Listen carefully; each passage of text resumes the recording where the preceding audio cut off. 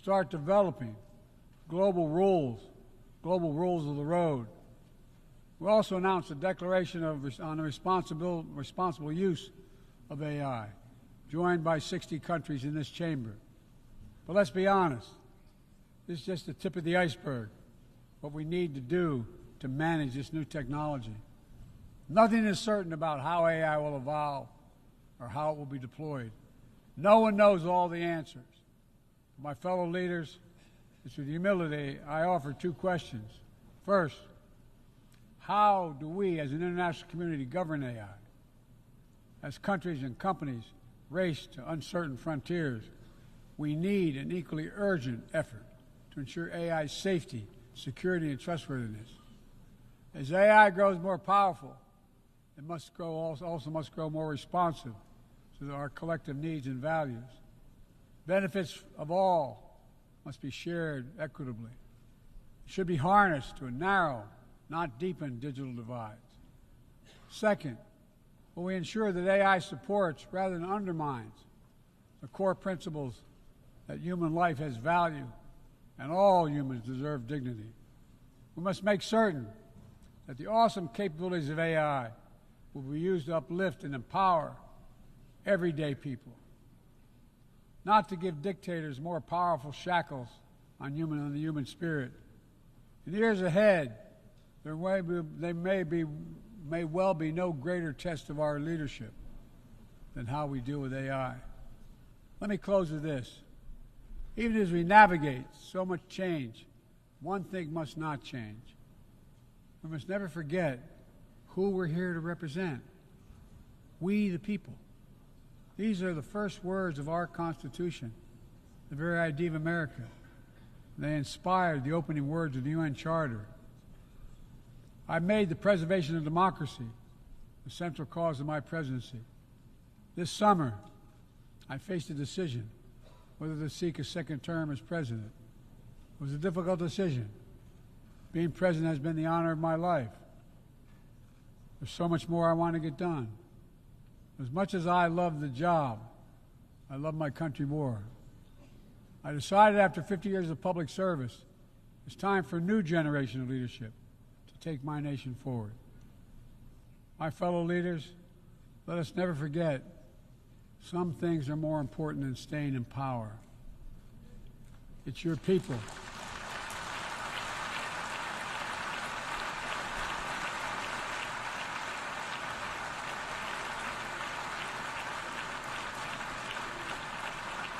It's your people that matter the most.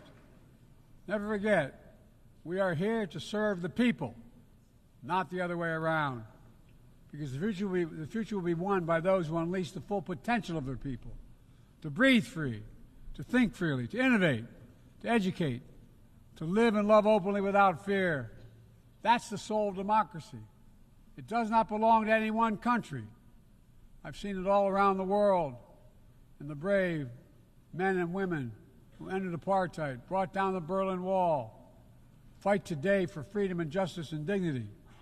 We saw it, that universal yearning for rights and freedom in Venezuela, where millions cast their vote for change that hadn't been recognized.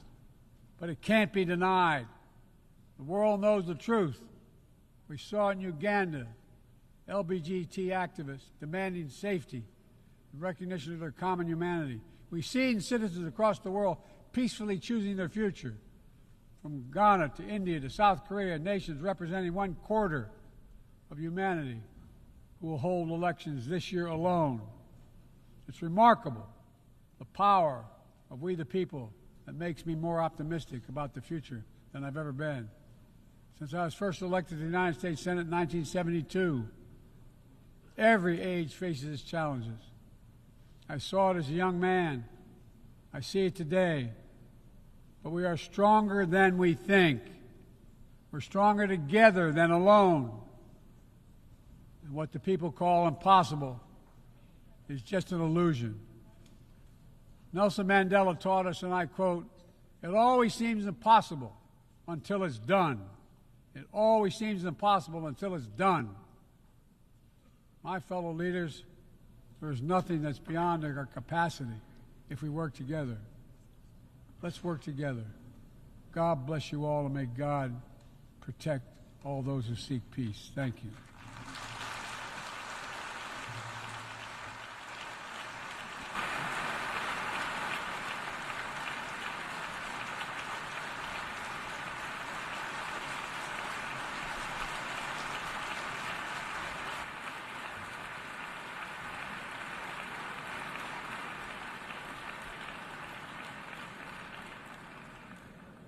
On behalf of the Assembly, I wish to thank the President of the United States of America.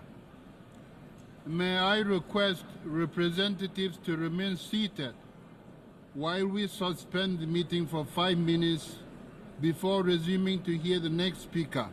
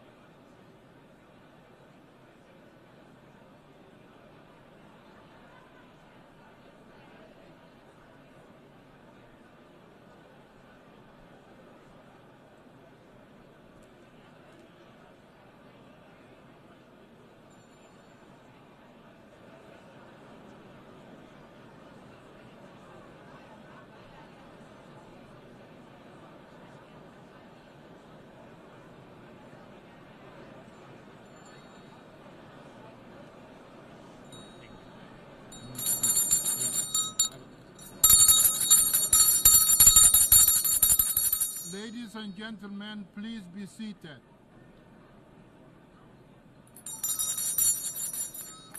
Ladies and gentlemen, please be seated. Senhoras e senhores, retomam seus assentos.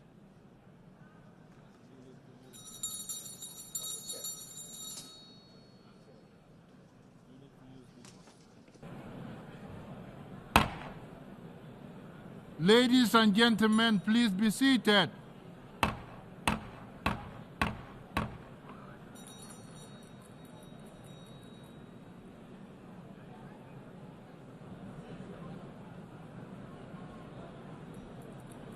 Ladies and gentlemen, please be seated.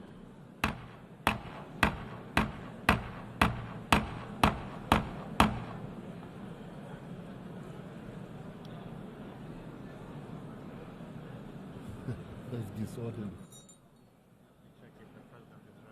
Okay.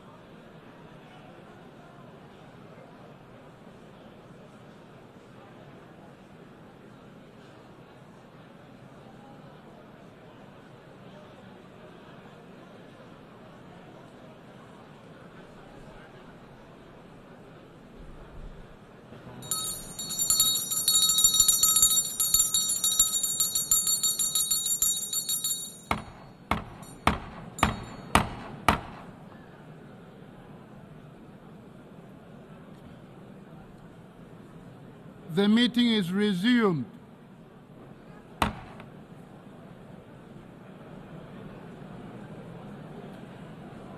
The Assembly will hear an address by His Excellency Recep Tayyip Erdogan, President of the Republic of Turkey. I request protocol to escort His Excellency and invite him to address the Assembly.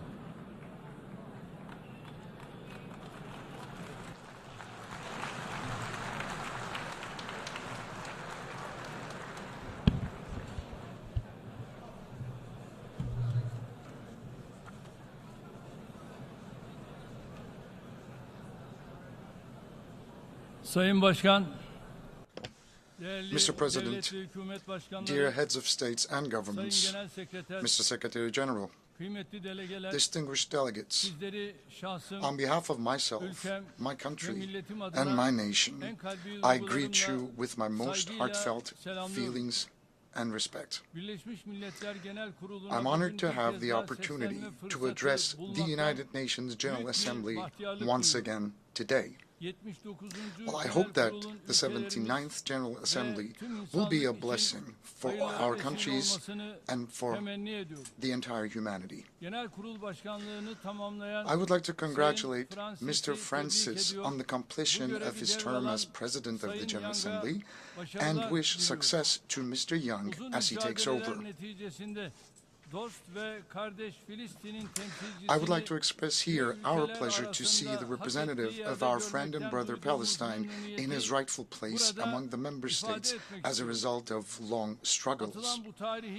I hope that this historic step will be the final turning point on the road leading to Palestine's membership to the United Nations. The international community and all of us in the human family must fulfill our obligation to the Palestinian people without further ado, that haven't done already. Distinguished guests, I know that there are certain crises that you're monitoring on TV, and those are the crises that we are going through every day, and we're trying to manage them. That's why today I'm not talking representing a country that is situated far away from tensions, but instead that is found at the very heart of tension and war. Some people will be critical of us, but despite that fact, today, on the common rostrum of the human race, we will speak of the truth frankly and openly. Right now, the United Nations, under the roof of which we are found today, were established in the aftermath of the Second World War, in which millions of people have lost their lives to maintain international peace and security.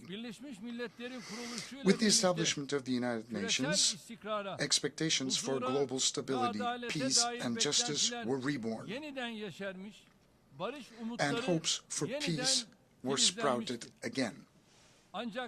To put it bluntly, unfortunately, in the last few years, the United Nations has failed to fulfill its founding mission and has gradually become a dysfunctional structure.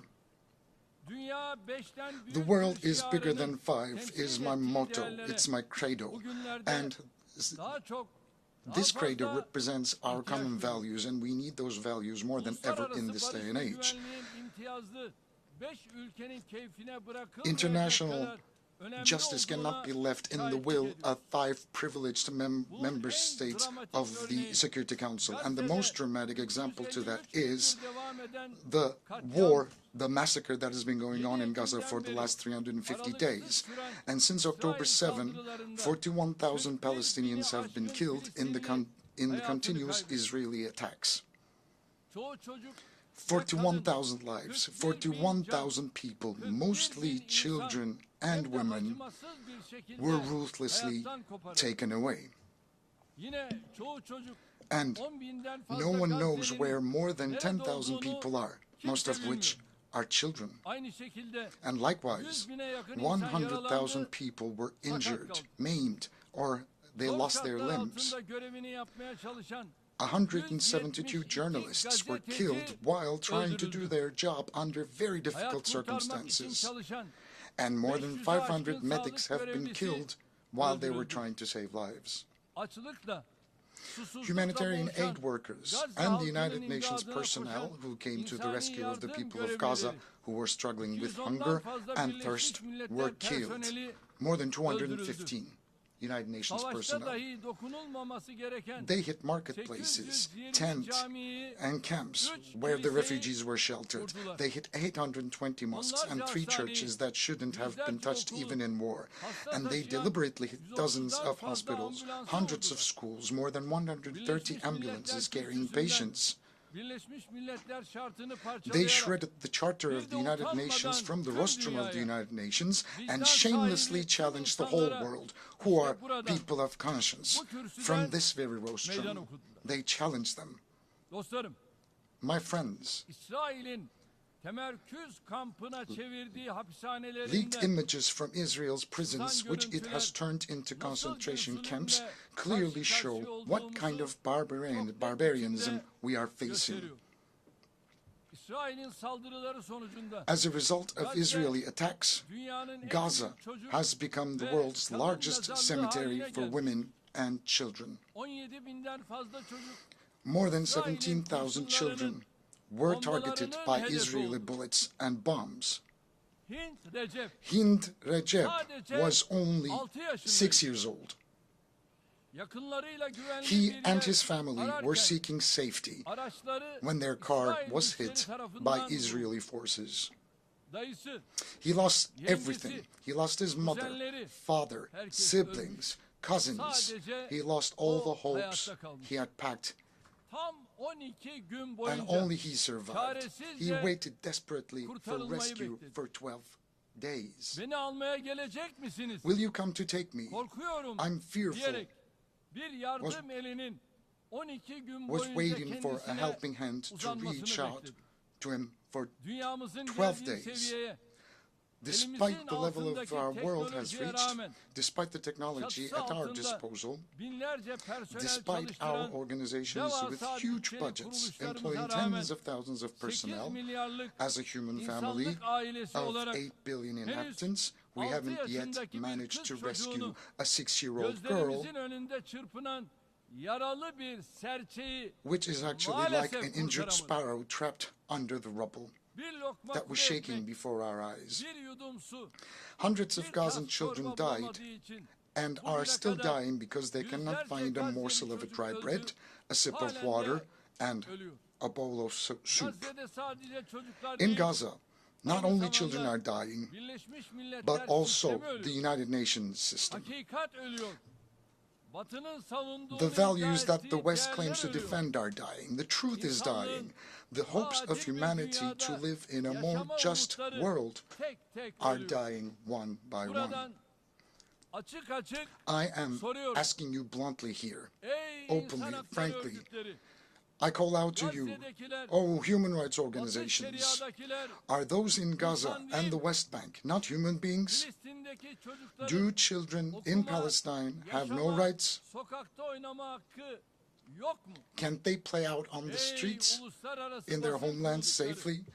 And calling out to the international press organizations, aren't the journalists murdered by Israel on live TV your colleagues, whose offices were actually raided as well?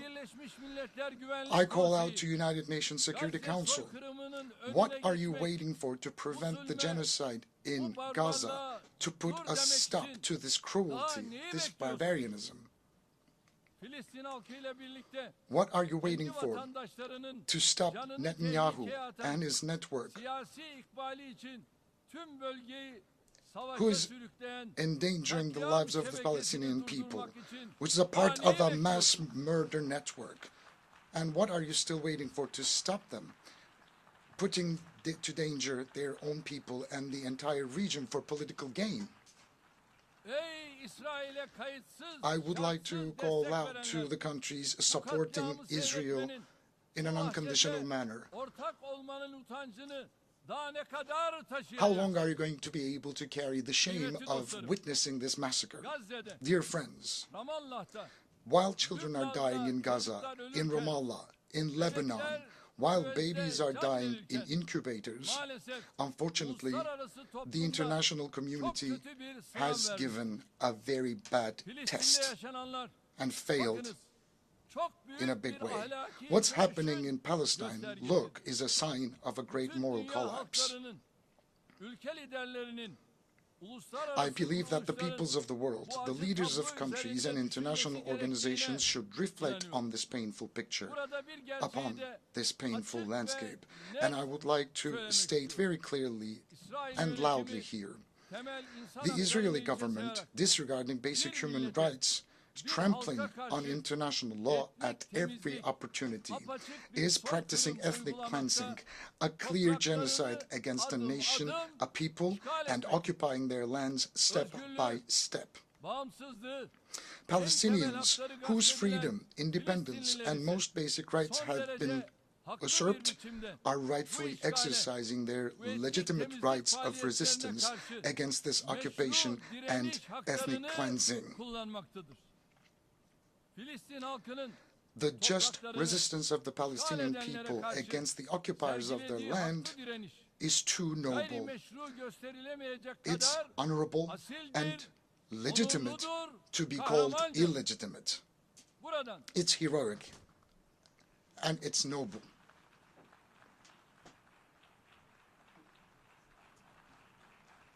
Buradan bir kez daha canları pahasına vatanlarını savunan Filistinli kardeşlerimi The only reason for Israel's aggression against the Palestinian people is the unconditional support of group of countries. And I would like to wave at my brothers and sisters at the legitimate resistance in Palestine. As I've said before, the support of a group of countries for Israel is the reason why this aggression is still going on. Countries that have a say over Israel are openly complicit in this massacre, with a policy of run for the hare and catch the hound. Those who are supposedly working for a ceasefire in front of the stage continue to send arms and ammunition to Israel so that it can continue its massacres in the background.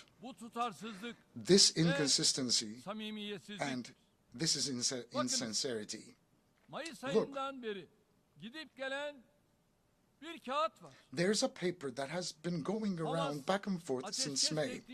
Hamas has repeatedly declared its acceptance of the ceasefire offer, but the Israeli government has made it very clear that this is the party that doesn't want peace by constantly dragging its feet, making a settlement of the dispute much more difficult, almost impossible, constantly finding an excuse and sneakily killing its negotiating partner at the time when it was closest to a ceasefire. Israel's stalling and deception should not be given any more credit. In the absence of the implementation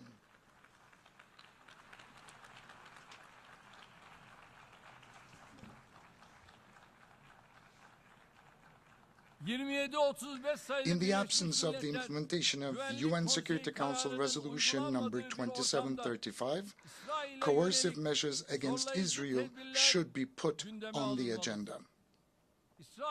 Israel's behavior has once again demonstrated that it is imperative for the international community to develop a protection mechanism for Palestinian civilians. 70 years ago, just as Hitler was stopped by an alliance of humanity, Netanyahu and his murder network must be stopped by an alliance of humanity.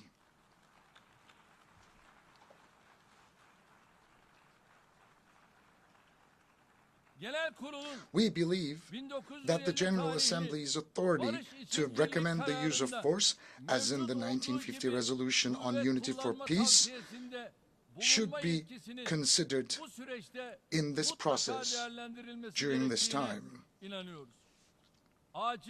An immediate and a permanent ceasefire must be established. Hostages and prisoners must be exchanged.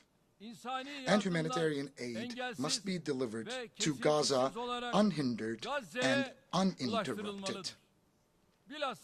It's very, very important that we extend a helping hand to the people of Gaza, especially before the winter season, when conditions on the ground will become even more challenging. Look. Right now, 70% of the water supplies and 75% of the bakeries in Gaza have been destroyed. 95% of health centers were partially or completely damaged. 150,000 houses were completely destroyed, 200,000 houses were partially destroyed, and 80,000 houses become uninhabitable. Infectious diseases such as polio and hepatitis are on the rise. The people of Gaza receive only a quarter of the aid they urgently need. That's what they have access to. And as Turkey, we have been providing humanitarian aid to our brothers and sisters in Palestine, and we will keep on doing that. With more than 60,000 tons of aid, Turkey is the country sending the largest amount of aid to Gaza. Likewise, by halting commercial transactions with Israel, we have demonstrated our stance on this issue.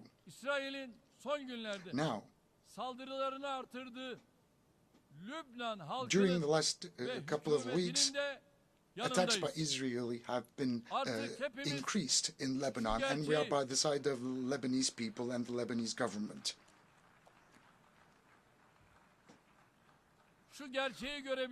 We can see this truth for what it is. Those who murdered 41,000 people cannot rest until those who gave the orders, pulled the trigger, and dropped the bombs are held accountable for their crimes. We will not heave a sigh of relief. Our conscience will not go silent. The bill for the billions of dollars of damage caused in the cities that have been destroyed, wrecked, and reduced to rubble must and will be compensated by the perpetrators. We support the case brought by the Republic of South Africa at the International Court of Justice to ensure that Israel's crimes do not go unpunished. We will take every step necessary for justice to be served in the case for which we have applied as an intervener or as a party. We will fight for the blood of Ayşenur Ezgi, who was shot in the head and murdered by Israeli soldiers during a peaceful protest in Nablus. And we will fight in all legal remedies, and we will keep on doing that.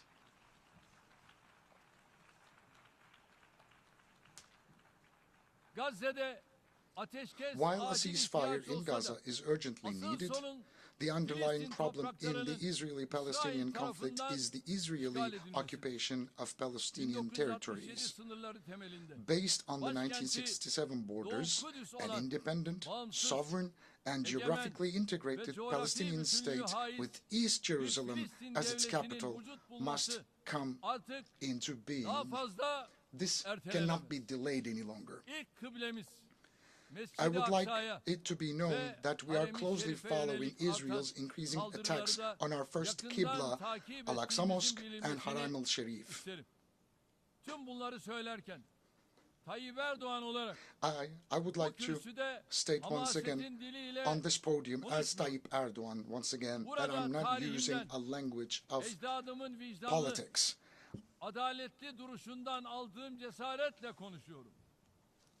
I am encouraged by our ancestors who have always stood by the side of the victims honorably and nobly. We are a nation that has been on the side of the oppressed and against the oppressors and oppression throughout history. We are such a nation. We welcomed Jews fleeing the Inquisition 500 years ago and Jews fleeing Hitler's concentration camps. We opened our arms wide. We, as a country and a nation, I'll be very clear to say that we have no animosity or hostility towards the people of Israel. We oppose anti-Semitism in the same way we oppose the targeting of Muslims just because of their faith.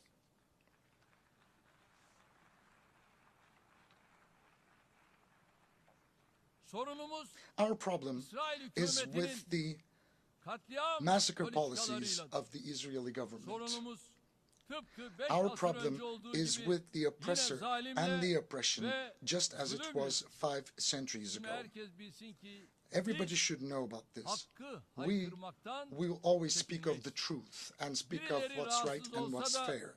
Even if some people will be uncomfortable, we will continue to shout out the truth and stand by the righteous and boldly say that we will speak of what we know is right, even though it will hurt some people.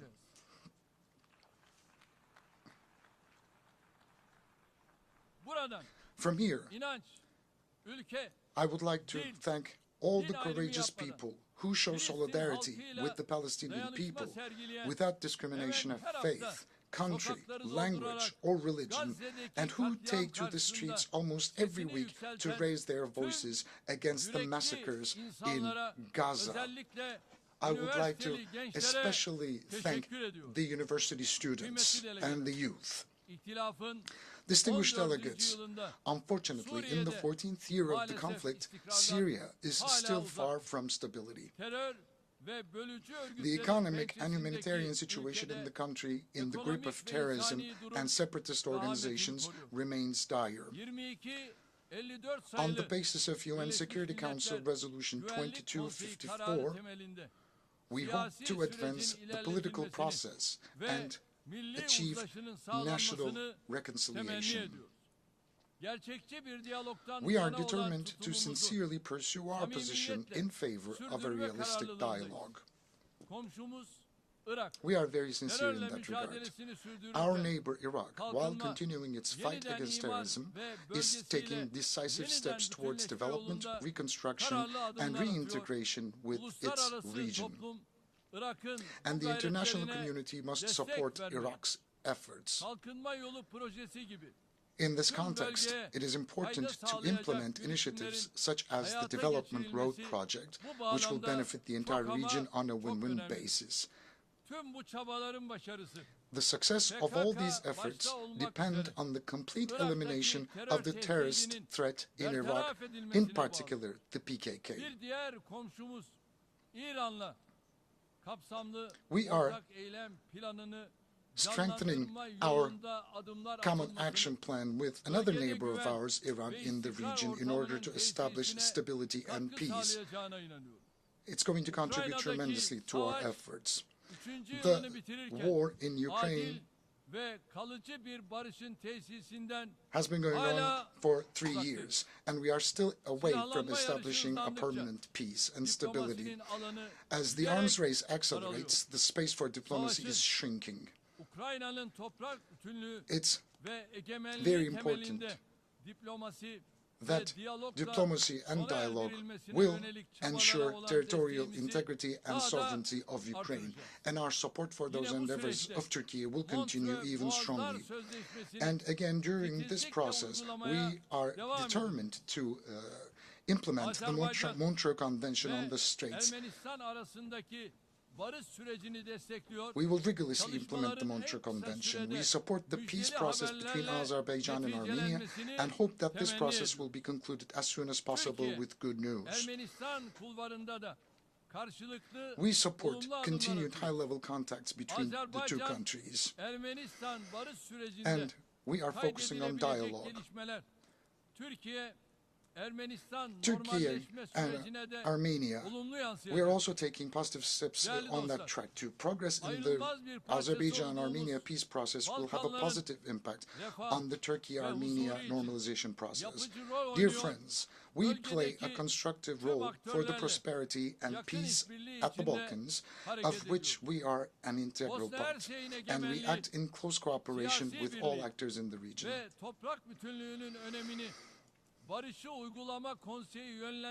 As a member of the Steering Committee for Peace Implementation Council, we emphasize the importance of the sovereignty, political unity, and territorial integrity of Bosnia and Herzegovina on every platform, and continue our contribution to Operation EUFOR Althea. We are successfully continuing the Key 4 command we assumed last year and supporting the Belgrade-Pristina dialogue process. We want to see the Aegean Sea and the Eastern Mediterranean as a zone of stability and prosperity where the legitimate interests of all the parties are concerned can be respected. It is in the common interest of the entire region to enhance cooperation, particularly on the delimitation of maritime jurisdictions in accordance with international law, freedom and safety of navigation, and maritime trade. International maritime law encourages cooperation between littoral states in closed or semi-closed seas, such as the Aegean Sea.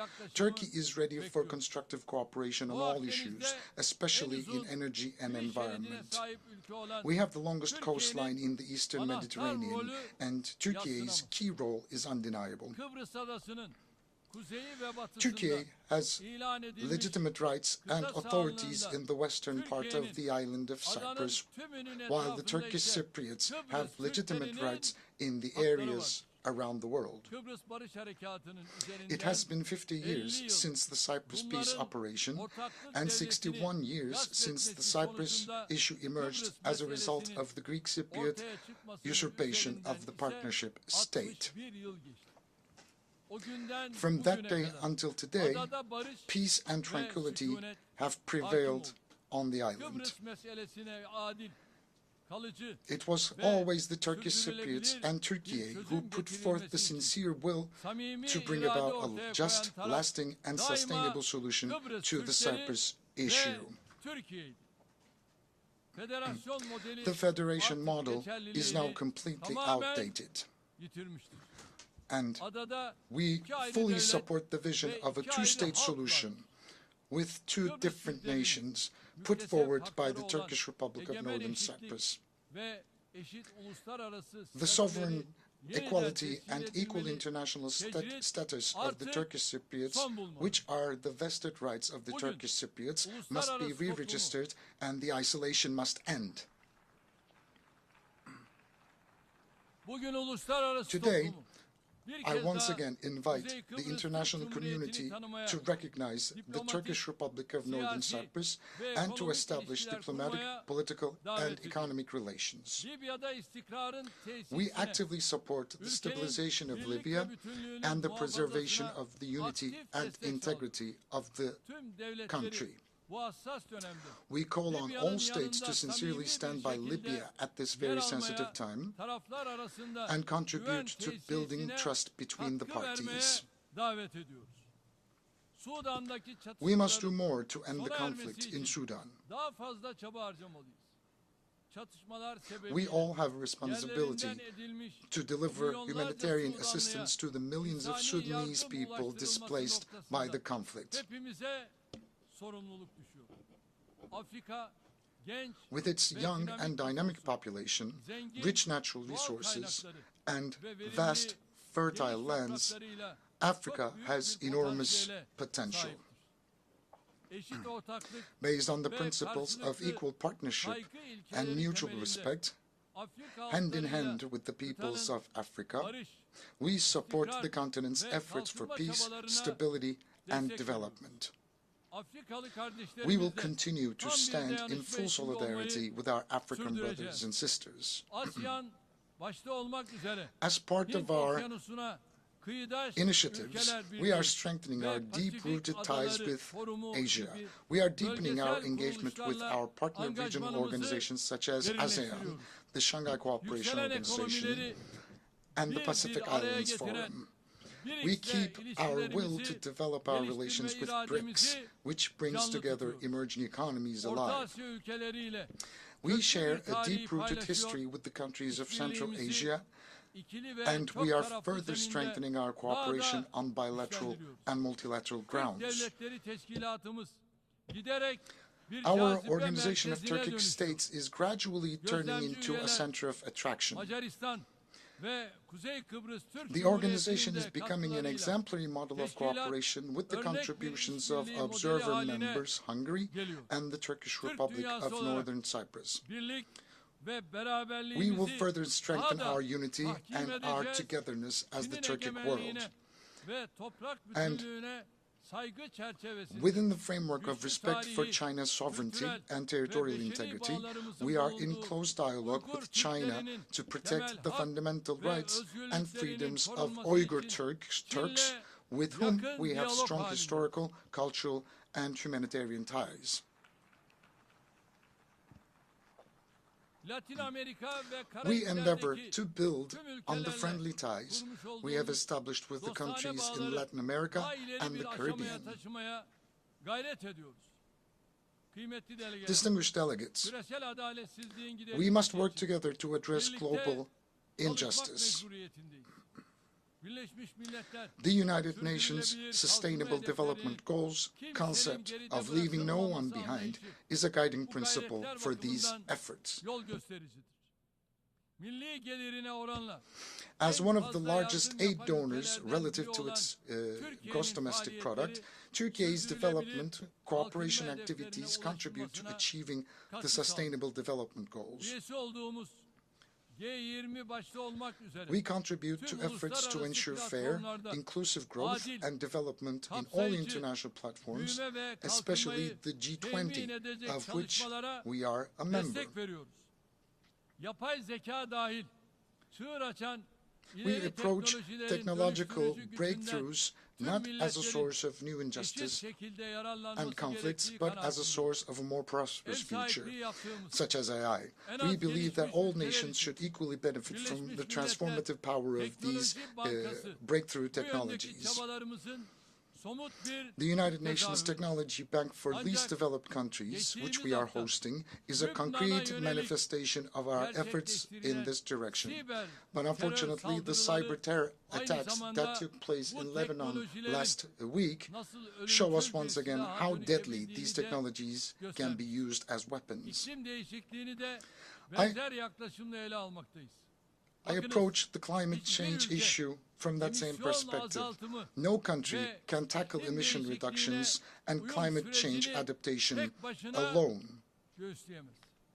Gelişmekte olan ülkeler için The most important önemli issues for hususlar developing countries finansman, are financing, teknoloji technology transferi transfer, ve and capacity building. geliştirmedir.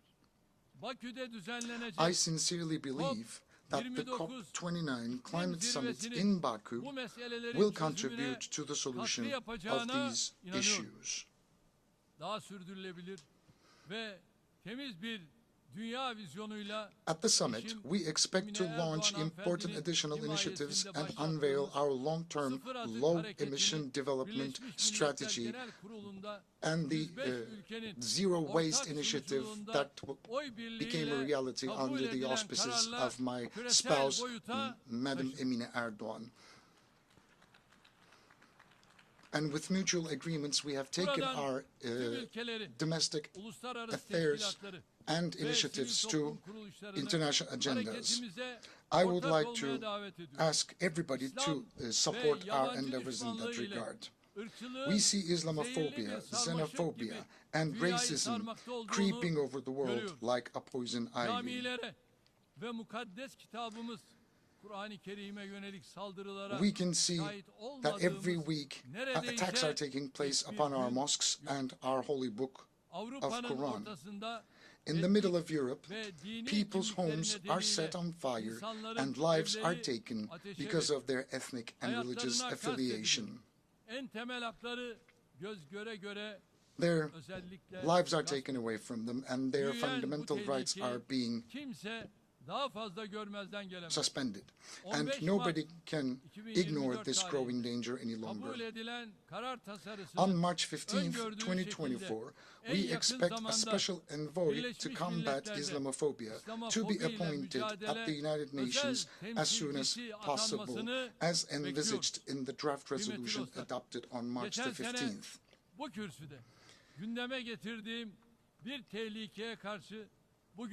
Today, I would like to draw your attention once again to the danger that I raised last year on this podium. Attacks on the institution of family, the pillar of society, are increasing. The disgrace staged at the opening of the 2024 Olympic Games has revealed the extent of threat we face as humanity.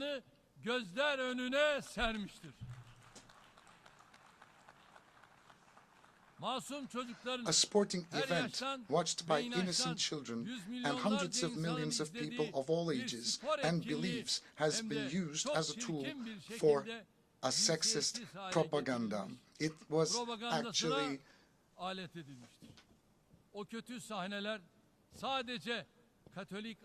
a parade of bad scenes. Those disturbing scenes of evil have wounded not only the Catholic world, the Christian world, but everyone who respects the sacred values. The issue of desexualization is no longer an orientation, but a global imposition. It literally became a war against the sacred and human nature. We are facing a multidimensional, comprehensive, and ruthless project of destruction who are speaking out and who are reacting to this evil.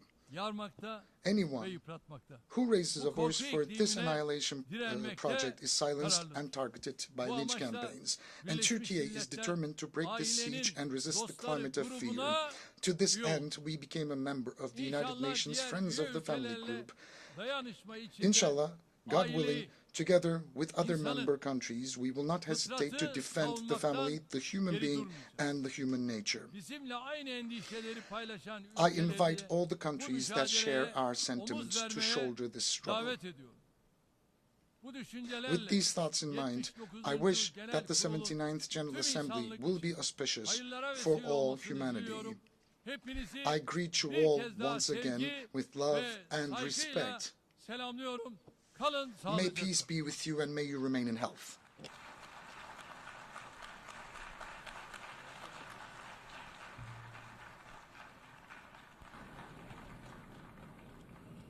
On behalf of the Assembly, I wish to thank the President of the Republic of Turkey,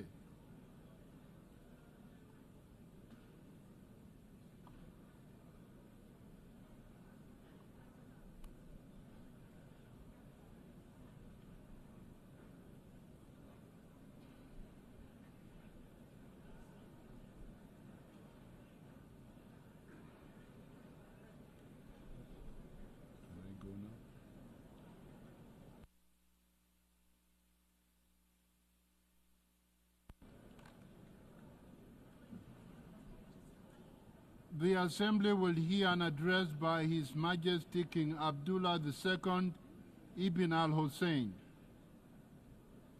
King of the Hashemite Kingdom of Jordan. I request protocol to escort His Majesty and invite him to address the Assembly.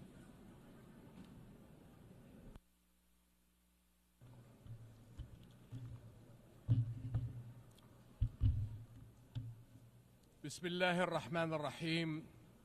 Mr. President, Mr. Secretary General, Your Excellencies. Over the past quarter century, I have stood at this podium amidst regional conflicts, global upheavals, and humanitarian crises that have profoundly tested our global community. It often feels that there was not a moment when our world was not in turmoil. And yet, I cannot recall a time of greater peril than this. Our United Nations is facing a crisis that strikes at its very legitimacy and threatens a collapse of global trust and moral authority. The UN is under attack, literally and figuratively. For nearly a year, the sky blue flag flying over UN shelters and schools in Gaza has been powerless to protect innocent civilians from Israeli military bombardment. UN aid trucks sit motionless just miles away from starving Palestinians. Humanitarian workers who proudly wear the emblem of this institution are disparaged and targeted. And the rulings of the UN's International Court of Justice are defied, its opinions disregarded. So it's no surprise that both inside and outside this hall, trust in UN's cornerstone principles and ideals is crumbling. The harsh reality many see is that some nations are above international law, that global justice does bend to the will of power, and that human rights are selective, a privilege to be granted or denied at will. We cannot stand for that. And we must recognize that undermining our international institutions and global frameworks is one of the gravest threats to our global security today. Ask yourselves, if we are not nations united in the conviction that all people are equal in rights, dignity, and worth, and that all countries are equal in the eyes of the law, what kind of world does that leave us with? Your Excellencies, the attacks of October 7th on Israeli civilians last year were condemned by countries all over the world, including Jordan. But the unprecedented scale of terror unleashed on Gaza since that day is beyond any justification. The Israeli government's assault has resulted in one of the fastest death rates in recent conflicts, one of the fastest rates of starvation caused by war, the largest cohort of child amputees, and unprecedented levels of destruction. This Israeli government has killed more children, more journalists, more aid workers, and more medical personnel than any other war in recent memory. And let us not forget the attacks on the West Bank.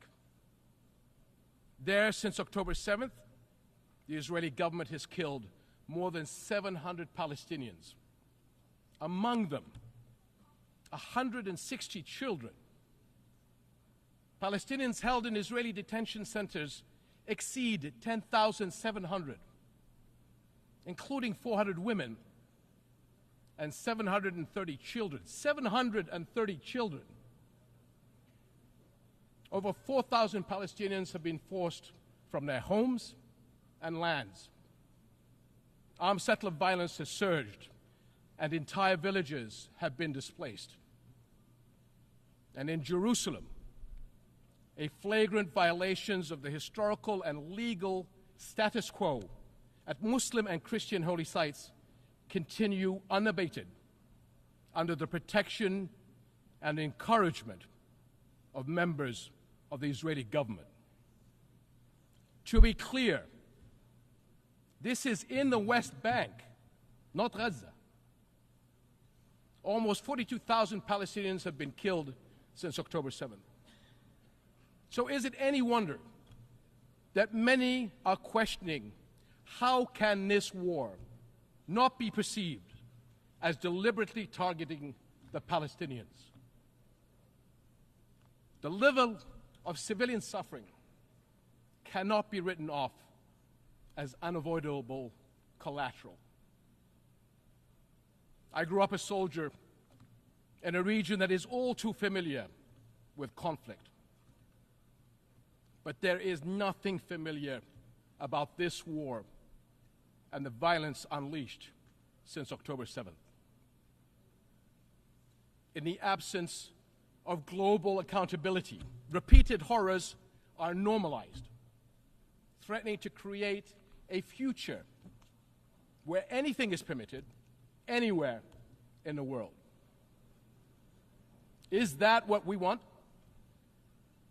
Now is the time to ensure the protection of the Palestinian people. It is the moral duty of this international community to establish a protection mechanism for them across the occupied territories.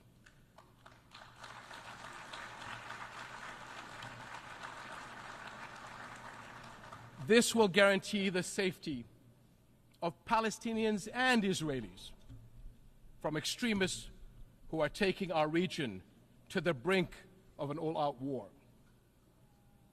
That includes those who continue to propagate the idea of Jordan as an alternative homeland.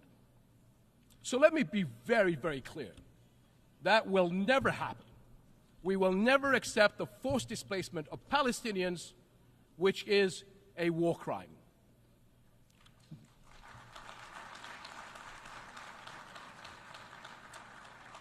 No country in the region benefits from escalation.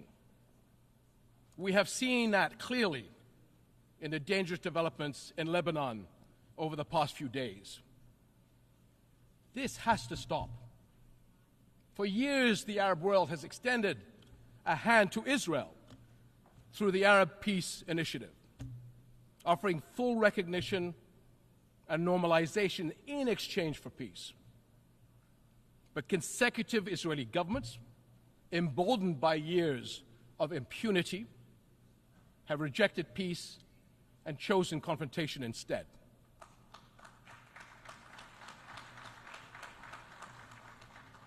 Impunity gathers force. Left unchecked, it gains momentum. Palestinians have borne more than 57 years of occupation and oppression. During this time, the Israeli government has been allowed to cross one red line after another. But now, Israel's decades-long impunity is becoming its own worst enemy, and the consequences are everywhere. The Israeli government has been accused of genocide at the ICJ. Expressions of outrage at its conduct are echoing around the world. Cities everywhere have seen mass protests, and calls for sanctions are growing louder. International frustration with Israel has long been mounting, but it has never been more exposed.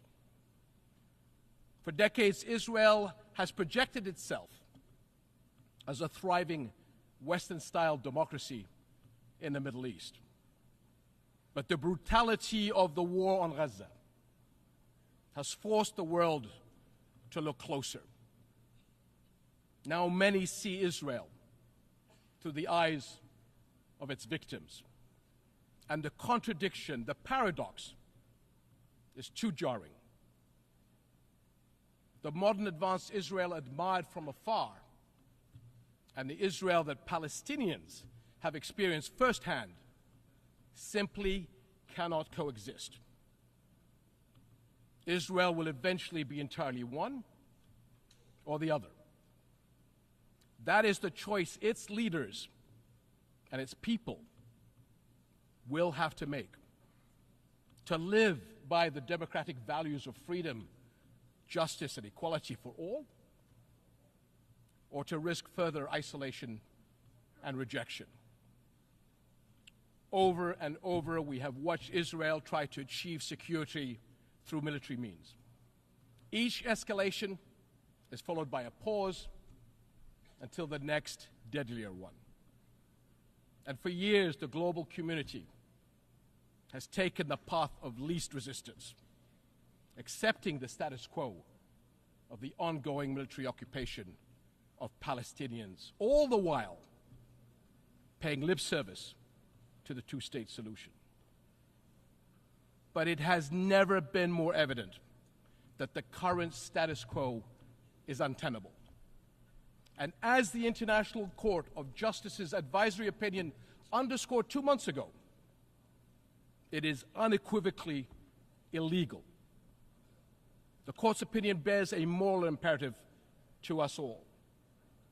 The obligation it carries is one that our nations cannot afford to ignore for the sake of our world, as well as the future for Palestinians and Israelis alike. Because both peoples deserve to live their lives in dignity, free of violence and fear. And the only way to achieve that is a just peace, one grounded in international law, justice, equal rights, and mutual recognition.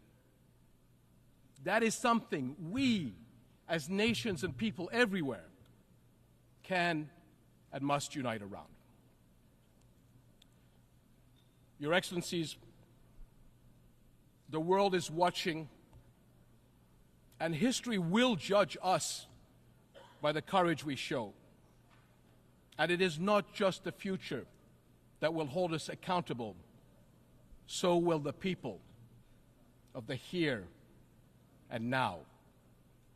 They will judge whether we, as the United Nations, will surrender to inaction or will fight to uphold the principles that anchor this institution and our world. Right now, they are asking whether we will stand by as parents watch their children waste away, as doctors watch their patients die for lack of basic medical supplies, and as more innocent lives are lost because the world failed to act. This war must end. Hostages and detainees must return home. But every day we wait is one day too long for far too many.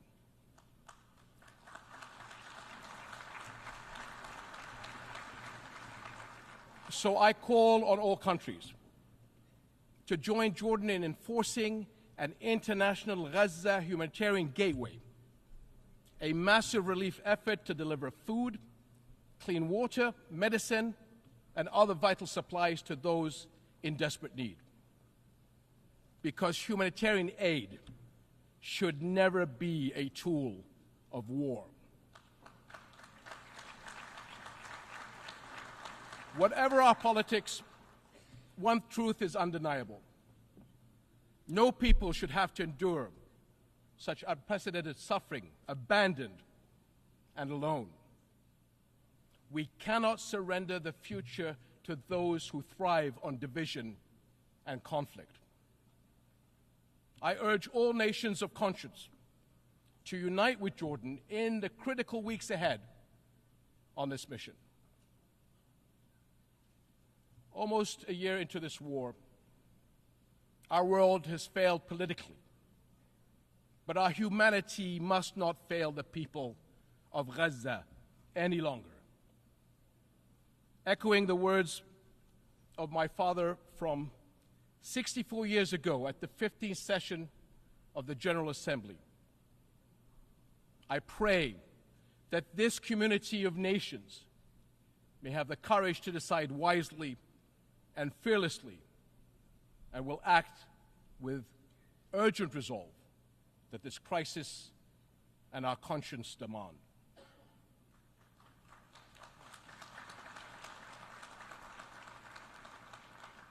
My father was a man who fought for peace to the very end. And like him, I refuse to leave my children or your children a future we have given up on. Thank you.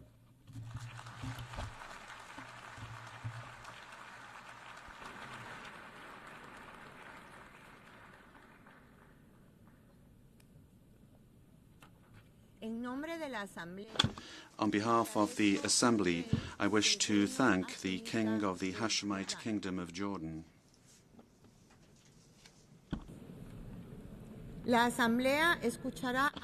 The Assembly will now hear an address by the President of my country, the Republic of Guatemala, His Excellency, Mr. Cesar Bernardo Arévalo de León. I request protocol to escort His Excellency and invite him to address the Assembly, and this is a very special honor for me.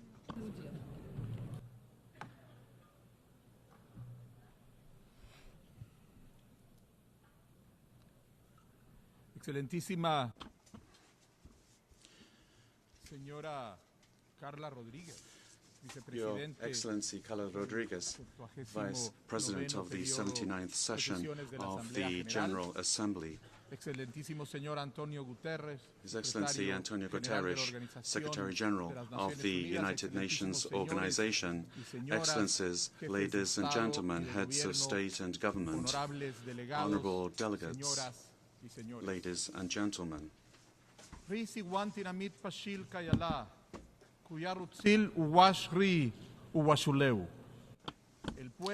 people of Guatemala greet the world. I greeted you in the language of the Quiché people, one of the ancestral and most influential communities of Guatemala. Their power and that of the various peoples of Guatemala is what sustains our government. It is the strength of our country.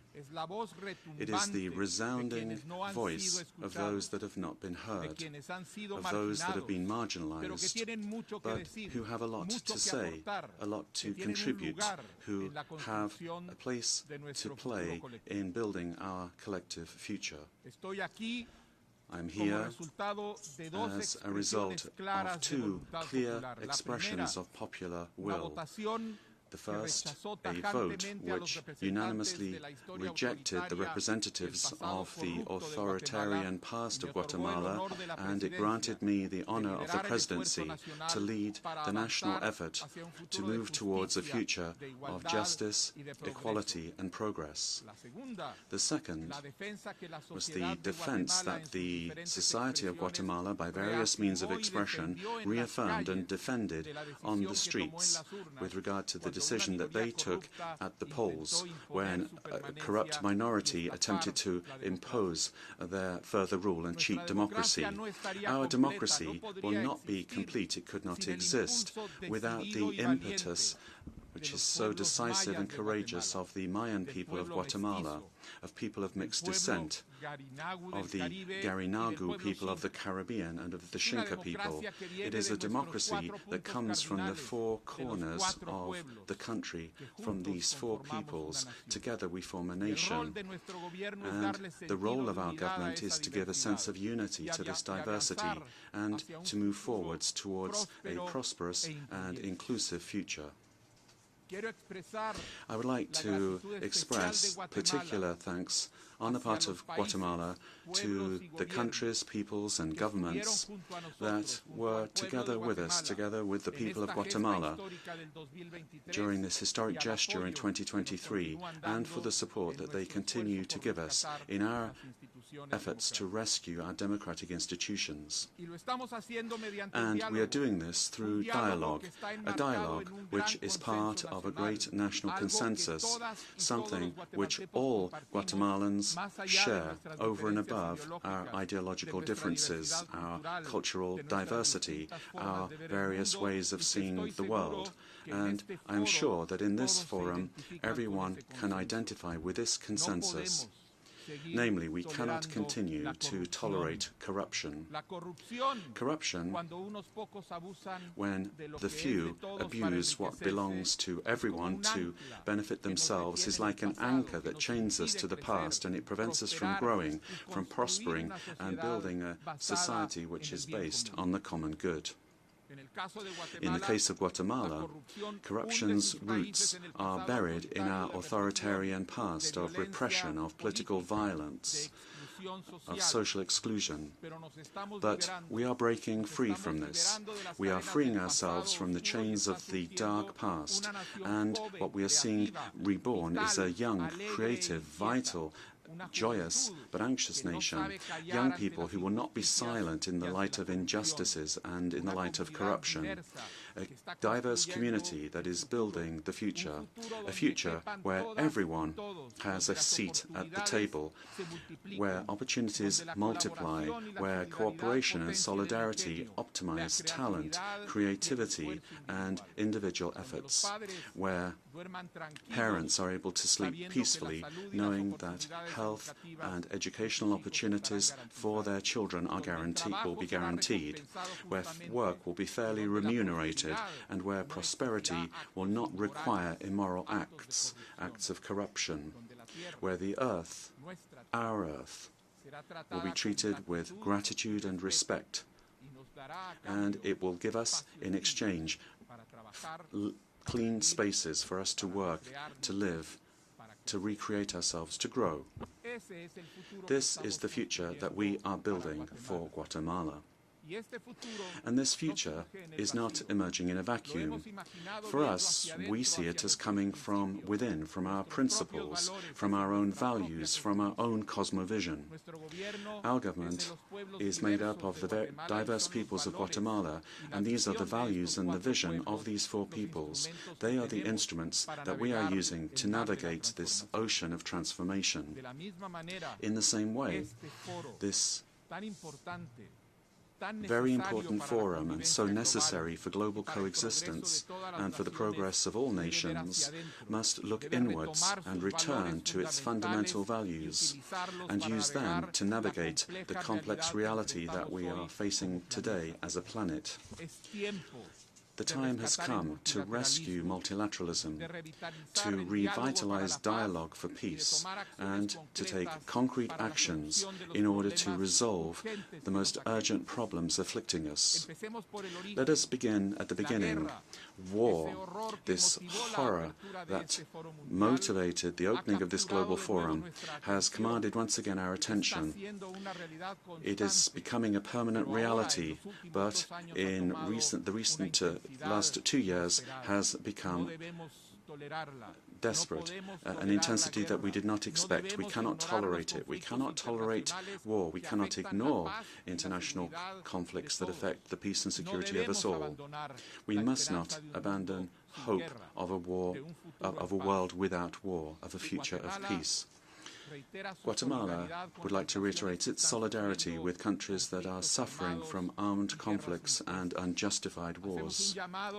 We would call upon the members of this Assembly to redouble regional and international efforts so that we can find peaceful solutions to our disputes based on respect for international law and international humanitarian law and the fundamental principle of human dignity. We cannot accept any violation of the United Nations Charter, or of the Security Council resolutions by any member state of this organization, not in Ukraine, not in Gaza, not in Sudan, and not in any other part of the world. Ladies and gentlemen, rescuing multilateralism as a fundamental principle for the international system is an urgent necessity. And for each and every one of the nations that make up this forum, it's an unavoidable commitment if we really and sincerely want a future of peace and progress. Only with substantial reforms can we resume the path that we set out on when this organization was founded in 1945. A multipolar world needs new focuses which will be adapted to emerging needs of nations. We support the reform of the Security Council. Once again, it should resume a collective approach that is pacifist and democratic in the way it acts. It's not acceptable that decisions are not adopted in favor of peace because of the right exercised by the few. I'm referring to the right of veto.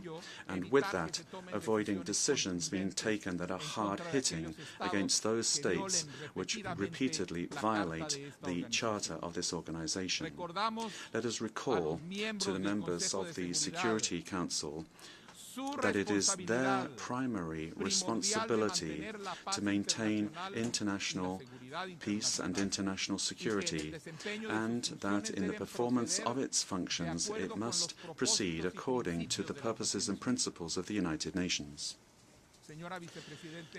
Madam Vice President, Guatemala contributes as part of our commitment to peace with 213 officials, military observers and military staff in 7 of the United Nations peacekeeping missions.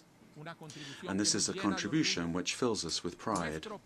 Our professionalism and experience in this area have led us to be recognized internationally as one of the main countries to make the greatest contribution to peace in Latin America and the Caribbean. And I would like to share with this General Assembly that we are in the process of finalizing administrative steps to ensure our participation and deployment as a military police contingent in the multinational security support mission in Haiti, pursuant to Resolution 2699 of 2023 of the United Nations Security Council. Guatemala expresses its readiness to support all efforts aimed at re-establishing security and stability in Haiti, the first contemporary independent nation of this hemisphere, and with which we are unified. Together with all countries of the America, we share historic links of responsibility. We have known for a long time that an attack against human dignity in any part of the world is an attack against all of humanity. And that's why peace is such a global imperative. We can all make a contribution. We all must do our part. This is the idea that is at the heart and the existence of this organization. In the same way, this organization has the obligation to maintain and increase its cooperation to ensure the protection of migrants, displaced persons, people who, for political, social, or economic or environmental reasons, have taken their lives to other countries. Our government has committed to transforming the relationship between the state of Guatemala and Guatemalan citizens residing outside the country, because they continue to be an integral part of our nation, and their work is a fundamental part of our economy. We are doing this through a strategy that makes it possible for them to have effective participation in our national development, converting them into project partners in order to improve the living conditions for the families that have decided to remain in Guatemala. In the future that we are building, migration is a right, an option. It's not a sentence arising from the lack of opportunities, or from violence, or from hunger. Over the last decade, Guatemala has moved from being a country of origin for migrants and increasingly one of transit and return, and also to a lesser extent, a place of destination. Our commitment is to give dignified treatment to all people that arrive on our shores, consistent with the treatment that we demand for Guatemalans abroad. Our state is making substantial changes in the way that we protect and care for migrant persons. We have identified areas that need improvement and where we can offer greater opportunities in order to strengthen our management of migration flows, to ensure that it is orderly, regular and safe. It's my personal conviction, that of my government and of the broad majority of Guatemalans, that all migrants deserve to have the opportunity of a dignified life and to ensure that their fundamental rights are respected, irrespective of the causes that led them to migrate. For this reason, we firmly believe in the work that is being done through the United Nations system. Guatemala promotes the achievement of the 23 goals established in the Global Compact for Migration, for safe, orderly and regular migration, promoting international cooperation in the area of migration. With that same conviction, we welcomed 135 Nicaraguan brothers who were released from arbitrary detention by their government. Our commitment is that Guatemala will always be a space for dignity and freedom for those who come to our country, particularly for Central Americans, who are, in accordance with our Constitution, our history, and are generally felt to be our people, fellow citizens and brothers and sisters. Guatemala reaffirms its commitment to the fundamental principles of democracy, such as those that are in the Inter-American Democratic Charter, and which is a basic fundamental principle of the political organization of our peoples. We reject in our hemisphere and throughout the world any attempt to suppress the aspirations for freedom and justice that are expressed by the peoples of the world through free and democratic processes, as we are seeing currently in Venezuela and Nicaragua. The principles of democracy are fundamental in order to preserve freedom, dignity, and inclusive and equitable prosperity for humanity. Madam Vice President, before this General Assembly, I would like to reaffirm the commitment of Guatemala to permanently and in a lasting manner resolve before the International Court of Justice the insular and maritime and territorial dispute with the brotherly country and neighborly country of Belize. By opting for dialogue and the international legal mechanisms, we have demonstrated that peaceful means and respect for multilateral institutions are the most effective way to resolve disputes between countries. We are confident that this process will make it possible to bring about a just and lasting solution that respects the rights and dignity of both countries. This act is an act of faith, of our faith in international law and our commitment to lasting peace, not only for Guatemala and Belize, but also as an example for the region and for the world.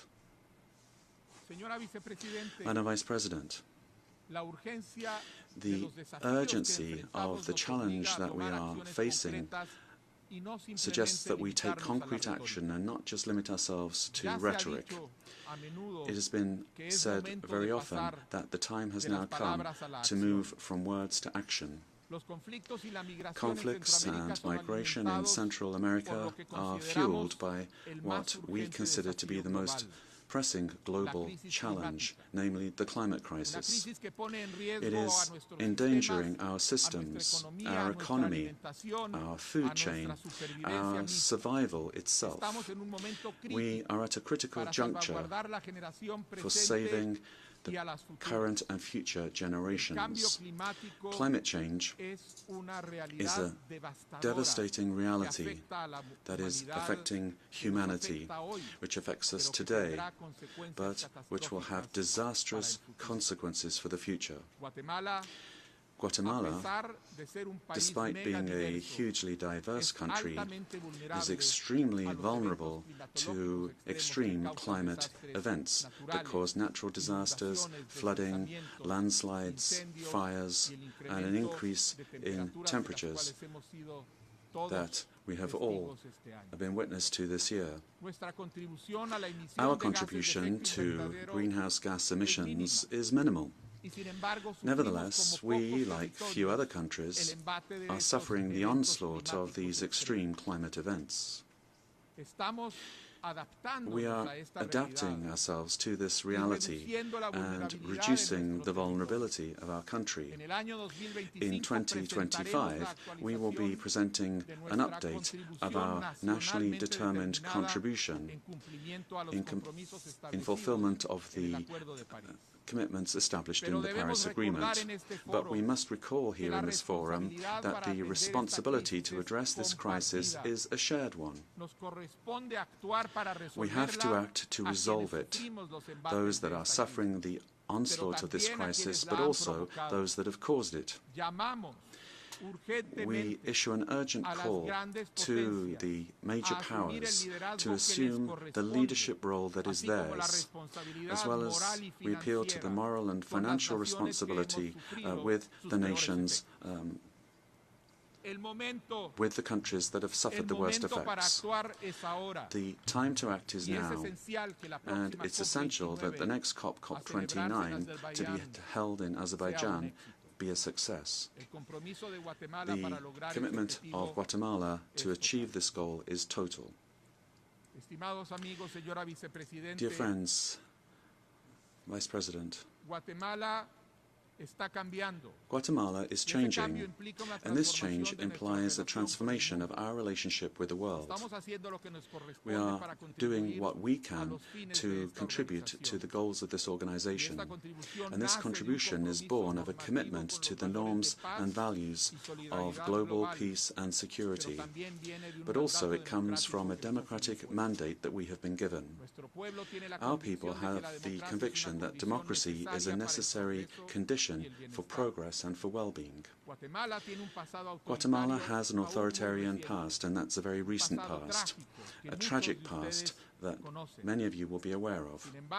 Nevertheless, expressing our vocation for freedom, the freedom of our people, and with significant assistance from the international community, we have taken a turn towards promoting and defending human rights, earnestly confronting our historic problems and debts, and assuming courageously the responsibility to resolve the current problems that we have. The recent visit of the High Commissioner Volker Türk and the immediate renewal of the presence of his office in Guatemala are a testimony of this commitment.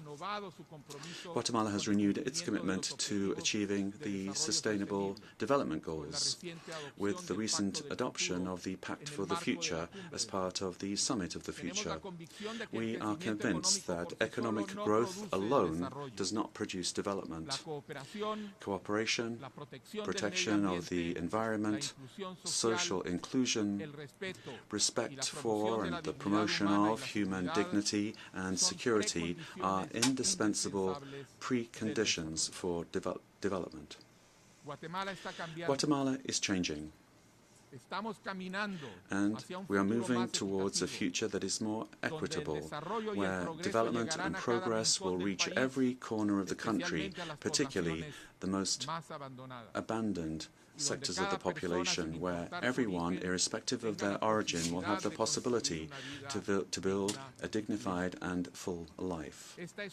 This is a natural aspiration of all peoples. We will do our part to bring this about in Guatemala, and we will work together to bring this about where it is needed. But we're doing this because we know that the world is changing. This change depends on our efforts as United Nations in this forum. It is unavoidable, and it is just beginning. It is for the well-being of our peoples and our nations. This is the vision that was at the heart of the foundation of this organization 79 years ago. This is the vision that should guide our efforts today as humanity. And I conclude quoting the sacred book of the Mayan people, the Popol Vuh, as follows: let everyone stand up and advance. Let no one be left behind. Thank you very much.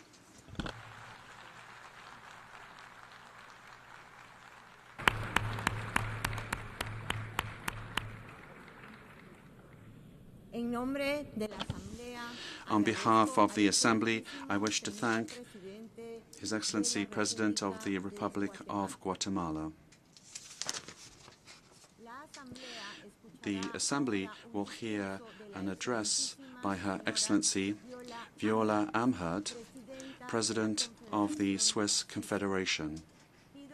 I request protocol to escort Her Excellency and invite her to address the Assembly.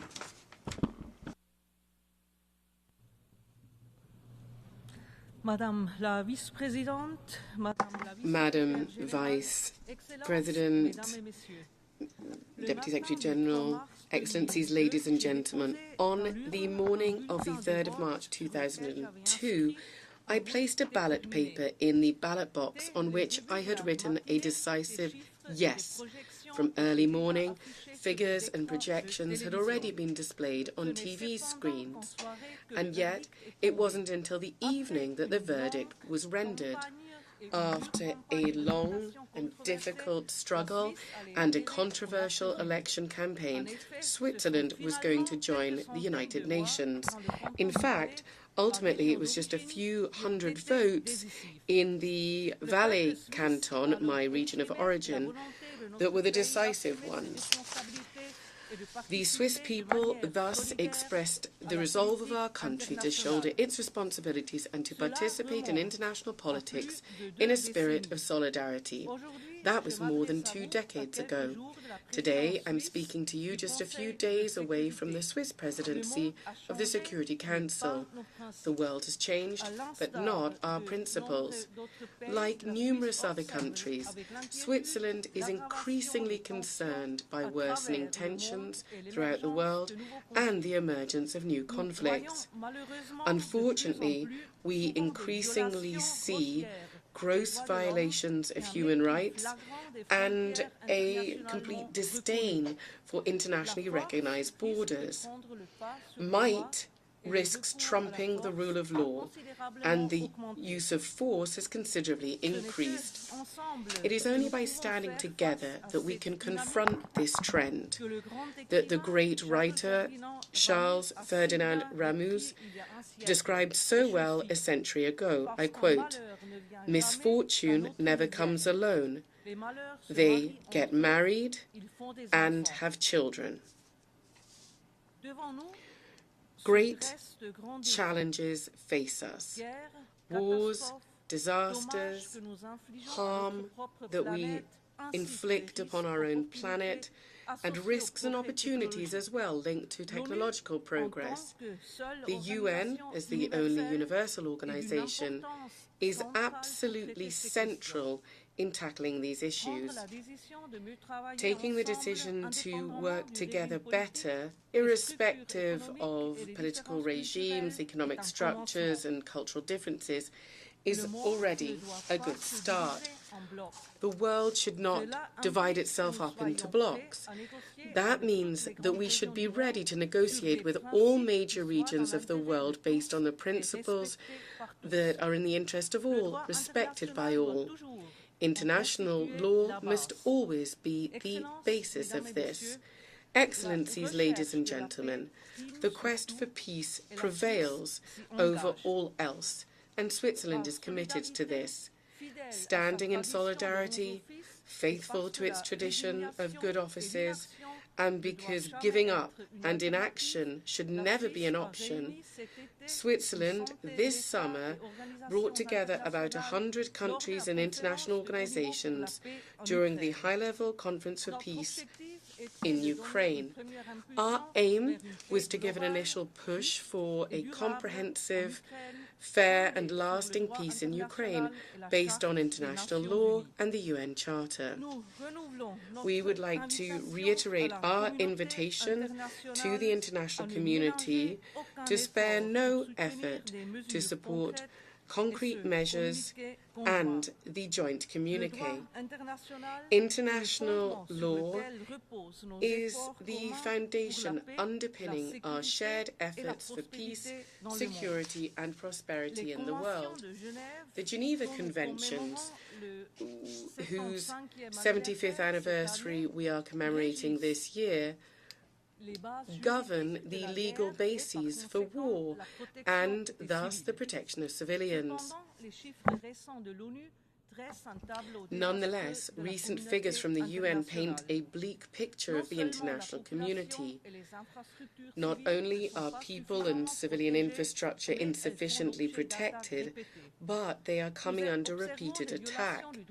We can see violations of international humanitarian law in Myanmar, in Ukraine, in the Middle East, and in Sudan.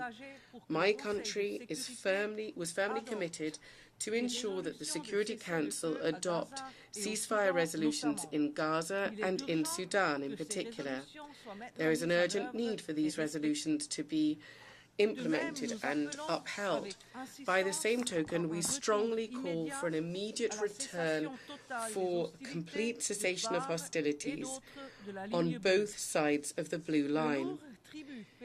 The heavy price paid by civilians in these crises and in these conflicts currently makes Switzerland even more resolved to continue to view international humanitarian law as a top priority.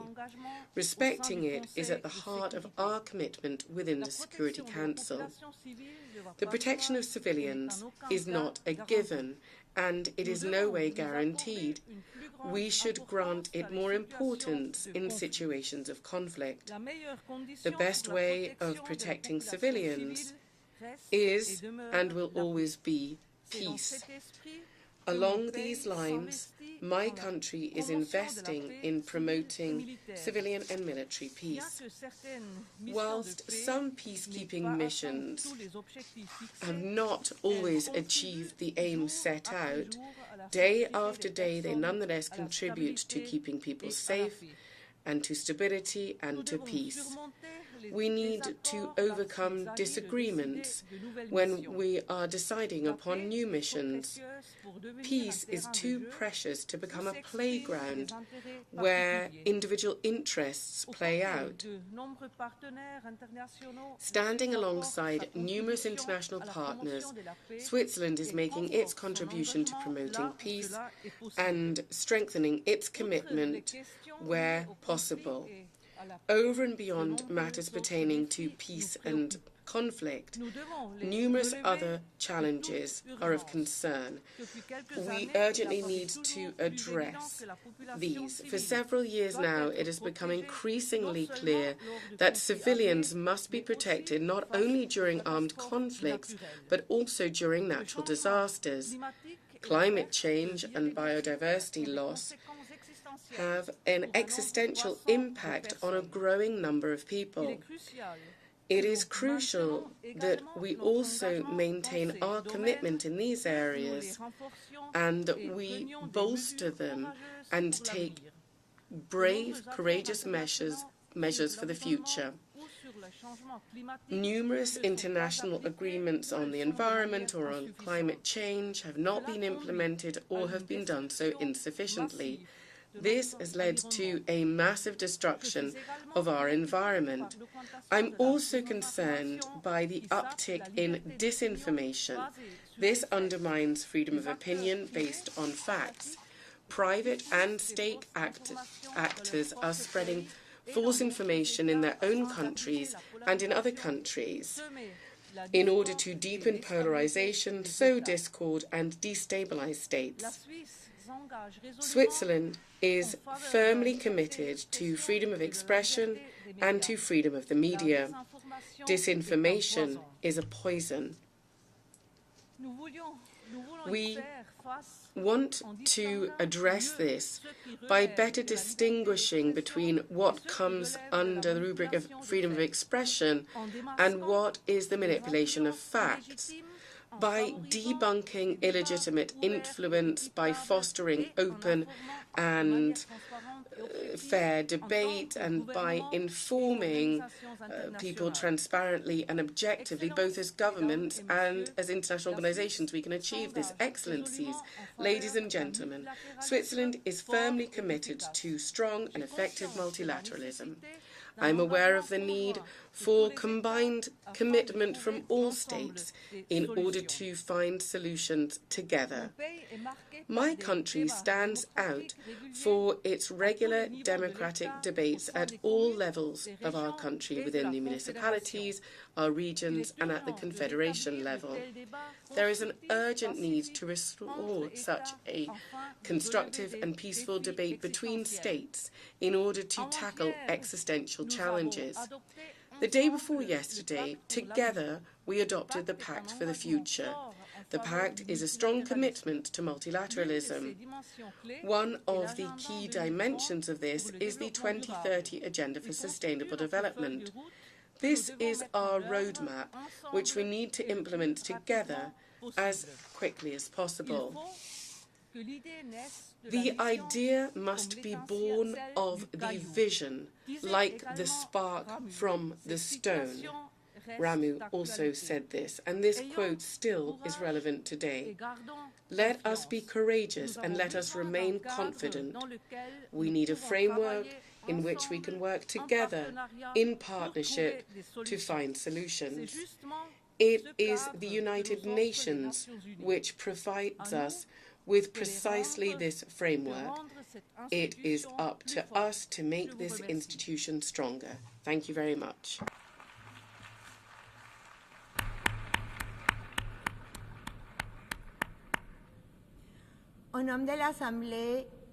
On behalf of the Assembly, I wish to thank the President of the Swiss Confederation. The Assembly will hear an address by His Excellency Gustavo Petro Urrego, President of the Republic of Colombia. I request protocol to escort His Excellency and invite him to address the Assembly. My daughter, Antonella Petro, has just sent me a paragraph, and she wanted me to begin that my speech with that paragraph. So with your indulgence, I will read it. It is a paragraph written by a child of 15, 16 years old, and it reads as follows. Today I am proud to appear before you as the President of the Heart of the Earth. That is how our indigenous people on the Sierra Nevada defined my beautiful country. Geographically speaking, what they said is logical, and it's logical that we call ourselves the heart of the world. However, if we are the heart, we have to set an example of unity, total peace, and preservation, conservation of nature. If a heart works and beats, that's a great step forward. However, all other parts of the human body are important. If one fails, the rest will follow. As such, from the heart of the earth, we now invite all countries to have their conscience piqued, to stand up and leave aside the greed that is killing human beings and Mother Earth. We invite you all to take a step towards total peace. My daughter is in those paragraphs. Those are her orders. Please take heed. Ladies and gentlemen, presidents of the world, in this very house, the ability of a president to communicate depends on how many dollars he has in his budget. It depends on how many warplanes he has. And ultimately, it depends on the clout that his country has and its ability to destroy humankind. The power of a country in the world is no longer exercised by the type of economic or political system it has or its ideology, but power is wielded according to how much capacity one has to destroy humankind. There is this power of destruction, but who are important are those who really have the power to sustain life. We speak, but we're often not listened to. And sometimes perhaps the only people listening to those of us that want to sustain life are our own peoples. That's why we're not listened to when we speak out for the genocide in Gaza to be detained, even though we do speak for the majority of the world and we represent vast swathes of humankind. However, nevertheless, we're not listened to. A small minority of presidents that are able to stop the bloodshed and but they're not listened to. And we're not listened to by the presidents that can destroy humankind. We ask them to swap debt for climate change spending, but we're not listened to. If we ask for war to stop so that we can concentrate on the expeditious transformation of the global economy so that we can save the very human species, we're not listened to either then. The power to destroy life is the power that allows voices to reverberate throughout the United Nations House, and it's that destructive power that gives convening power to representatives. The voice of nations is not heard when we ask humankind to unite to preserve existence. We speak here, but we're not listened to. However, perhaps we're not really speaking any longer to be listened to. We need to speak so that the peoples of the world are listening. That's now what we're interested in. In the last year, 11 million hectares on the Amazon jungle have been burned in only actually 1 month as a result of global warming and climate change. Scientists said that if we were to burn the Amazon rainforest, we would reach a point of no return in climate terms, where human decisions to halt the collapse of the climate would now have no effect whatsoever. Well, the Amazon rainforest is burning. Bells are already tolling for the whole planet. Bells are tolling for you, for us, for humankind and life. That was said by Ernest Hemingway, "The bell tolls for thee." Bells are not only tolling for you, but for all of life. The end has begun. A year ago, I called for a conference for peace on Palestine at this very rostrum. But the first bomb yet had not been dropped. Now 20,000 boys and girls have been killed under the bombs. And the presidents of the countries of human destruction are laughing in these very corridors with the help of mass media that today are the owners of major capital. They are reordering a world, and they're creating a world without democracy and without freedom. The democratic project of humankind is dying along with life, while at the same time, racists, supremacists, those who stupidly believe that the Aryan race is the superior race are getting ready to dominate the world, brandishing the threat of bombs and terror over human beings. The control of humankind on the very foundations of barbarism is being built. And that is being played out in Gaza, Lebanon. When Gaza dies, humanity will die, the whole of humanity. The people of God was not the people of Israel, it would seem. It is not the people of the USA. Rather, the people of God is humankind as one. The children of Gaza, they were humankind, the chosen people of God. They are killing God's chosen people, the children of our very humankind. There is one reason for this contemporary Armageddon. In the senselessness of governments that applaud genocide, governments that don't act to change economies and decarbonize them. There is a logic behind all of this. It's not politics or this atrium where all presidents speak. That logic, that rationale lies outside, and it's called social inequality. Oxfam says that the richest 1% of humankind has more wealth than 95% of all humankind combined. It is in that level of inequality where the best of our history lies. That is where the logic of mass destruction lies. Destruction that's been unleashed by climate change, the logic of bombs. Netanyahu, as a criminal, is letting those bombs raise down on Gaza. Netanyahu is a hero for the richest 1% of humankind because he's able to demonstrate that people can destroy themselves with bombs. If wealth is measured in CO2 issued and not in dollars, we have the answer.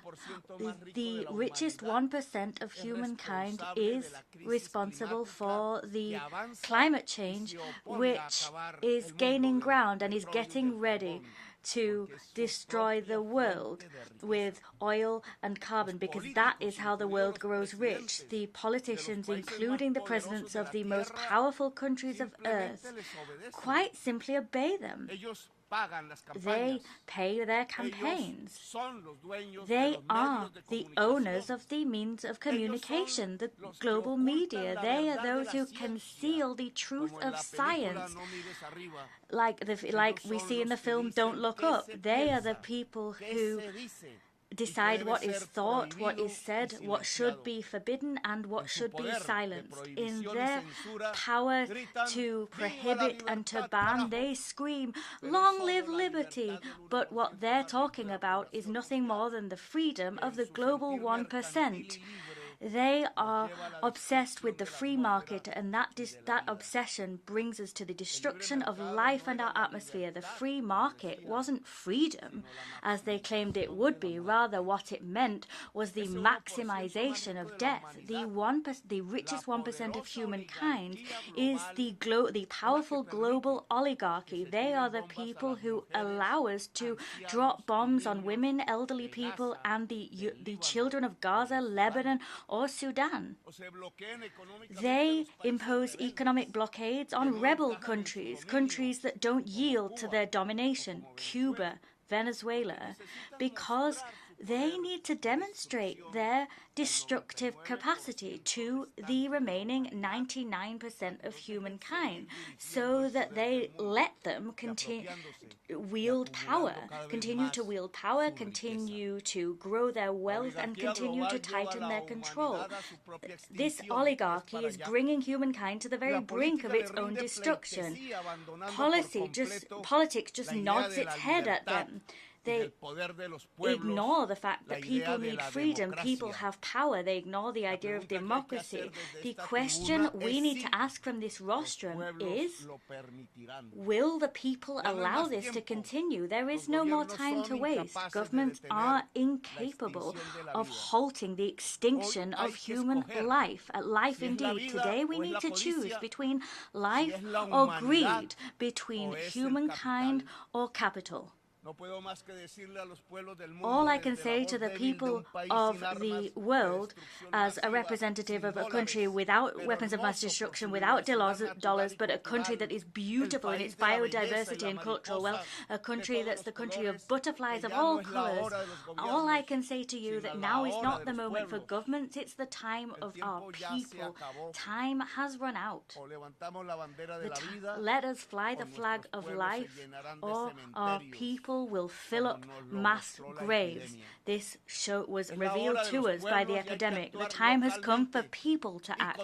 Local action needs to be taken. Globally, we need to come together. Fossil fuel capital cannot continue. People must stop the rising tide of capital. The poison thrown into the atmosphere is lethal, and the chimneys that belch it out must be plugged. Every corner of the world can be a battle against those chimneys. A century ago, we raised a red flag that was held by the hands of the workers of the world. They talked about a revolution against capital. This world has ended. It is no more. It was lost in the largeness, the enormity of states. The red flag could no longer find a place in the history of humankind. However, today, we no longer need to defend a class, a system of ideas, but we need to defend life as a whole. And with that goal in mind, we need to lift up another flag, maybe not a red flag, but a flag of all colours, a flag of the colours of all of humankind. That's why that flag needs to be lifted once more, so that our existence on Mother Earth can be protected. There is the word, socialism. Today it has a new meaning. The brains that are really behind our work are today more connected now than ever before. Human knowledge is more collective than ever before. Let us always revive that magic, that thinking that has allowed us to survive. Individuals are weak alone, and they'll end up being taken over by fentanyl and defeat if they act individually. People are strong if they help each other, and this mutual assistance can mean that we can go global. Mutual assistance, collectively building knowledge, humankind as a new political subject, all of that is the basis by which we give new meaning to the word socialism. We are more advanced than we've ever been. We are at the forefront of intelligent life. Intelligent life must defend itself and defend other lives from a global oligarchy who wields its weapons to destroy that life. New wealth needs to be built, wealth no longer based on oil, but rather on the intensity of free creative work that itself will produce and will allow us make progress even with AI. But that AI does need to be controlled at a global level with public power. Productivity allows us to have creative free time. It allows human brains to come together. And coming together, human brains can achieve more. That network of humanity's neurons is what will allow us to vanquish with our flag held high. That is the flag of life. Now, I'm not really talking to Biden, Macron, Schultz, Xi Jinping, or Putin. But from China, I have the idea of a dialogue between civilizations. From Europe, I've taken the idea of its social compact. From the United States, I've taken its love of its original democracy, the democracy of its founding fathers. From South America, I've taken its diversity, its jockey on a horse, it's Simon Bolivar. From Africa, I've taken their drums, the drums that summon us to communicate with the spirits of nature. Jesus. From Jesus, I've taken the idea of universal love, light giving life. I've taken all of these civilizational forces that lie within all the peoples of the world. We need to bring them together and draw from them the strength that we need to wage the greatest battle in humankind's history. That battle is, and about this there can be no doubt, a global revolution. We need to build the largest army ever seen, with spaces for warriors for life, men and women. This global army for life will not have weapons from the global oligarchy. It will not have nuclear weapons. It will not compete for weapons. Neither will it have the full coffers and vaults of banks. Neither will it have the power to destroy children in the genocides waged by oligarchies, but it will have the greatest power of us all. That is the power of a humankind that is united and will not allow its very existence to be torn from it. There is only one. There have been millions and millions of light years, and there's only one point we can see in the black universe. That is Earth. There is human life, intelligent life, humankind. We can't let that one light in the universe go out. Without life, all we'll have is inert darkness. And that inert darkness is what fills the hearts and soul of the global oligarchy and its idols. It is now up to humankind to wage a battle. The time has come for the people. If the governments were not able, as has been made patently clear here, to work, and they decided to drop bombs, wage senseless wars, kill boys and girls, play games of power, well, if that's what they chose to do, now what we need to do is solve humankind's problem by putting them in the very hands of the people themselves, the simple, noble people of humankind. Instead of speaking to governing officials that heed nothing that we say, let us speak to ourselves as people. Let us address people so that together we can work to demonstrate that there is another democratic power, that there is the power that humankind has, and that power can spark a new conscience to itself, produce new governments and new leaders.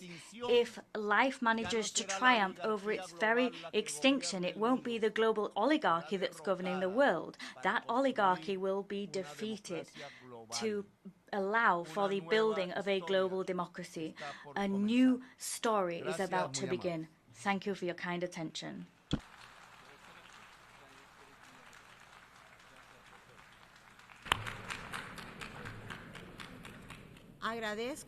I thank, on behalf of the General Assembly, the President of the Republic of Colombia. The Assembly will now hear an address by His Highness Sheikh Tamim bin Hamad Al Thani, Amir of the State of Qatar. I request protocol to escort His Highness, and I invite him to address the Assembly.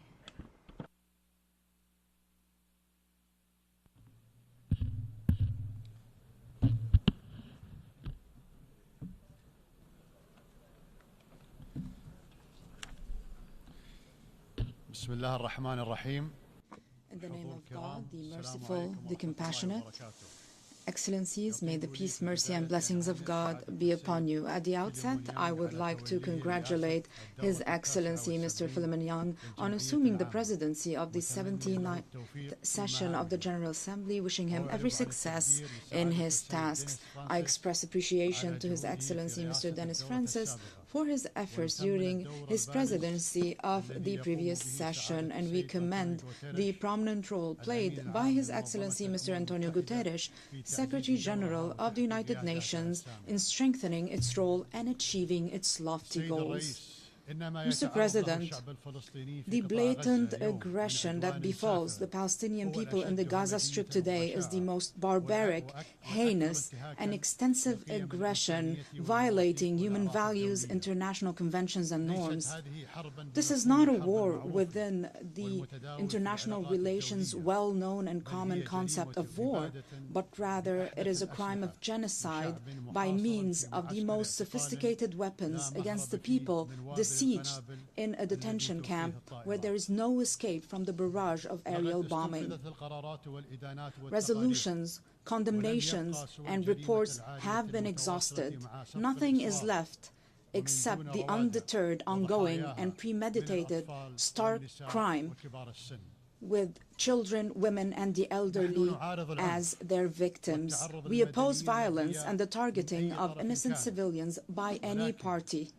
But after a year of this war, And with all that has taken place and that continues to take place, it is no longer tenable to talk about Israel's right to defend itself in this context without being complicit in justifying the crime. It is no longer plausible for any official to claim that they do not know. The facts are well known, and reports issued by international organizations about the bombing of schools and hospitals, weaponizing access to food and medicine, in addition to the published and publicly uttered intentions of Israeli leaders. Therefore, the failure to intervene to stop the aggression is a major scandal. Ladies and gentlemen, every year I stand on this podium and I begin by talking about the Palestinian cause, the absence of justice, the perils of believing that it can be neglected, and the illusions of making peace without a just solution to the Palestinian cause. I have done so every year at a time when the Palestinian cause has become absent from the speeches of major powers' representatives in our world. There are those who are tempted by the possibility of marginalizing this issue to get rid of its burden, or seeing it vanished without resolving it. But the Palestinian cause is resistant to marginalization because it is an issue of indigenous people on their own land, a people who are subjected to a settler colonial occupation. This occupation has taken the form of an apartheid system in the 21st century. Can this be overlooked? The Palestinian cause will remain in place, except in two cases, either the end of the occupation or the disappearance of the Palestinian people. It seems there are those in Israel who entertain wishful thinking to eliminate the Palestinian people.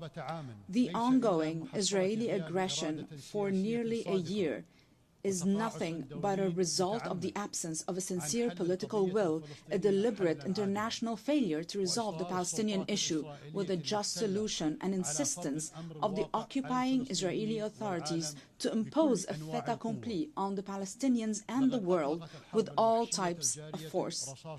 The ongoing brutal war has fired the coup de grace at international legitimacy and inflicted serious damage on the credibility of the post-World War II concepts on which the international community was founded. As if the dire consequences of this approach, which are visible before our very eyes, are not enough to prove that ignoring a just solution is conducive to disaster. We discover, to our disbelief, that some are still trying to find innovative measures to run Gaza after the war, with or without an authority, only on the basis of security considerations. And what is meant, of course, is the security of the occupation, not the security of those languishing under the occupation. It is the same mindset that led from one disaster to another.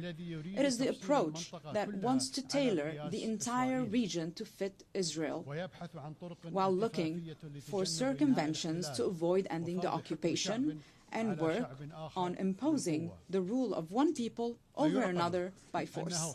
Is it reasonable that even after this disaster, the major countries with the ability to influence the course of events are unable to reach a conclusion of the necessity to stop the war and pivot towards a just solution immediately instead of innovatively working on formulations to evade it? The end of the occupation and the Palestinian people exercising their right to self-determination is neither a favor nor a gift from anyone.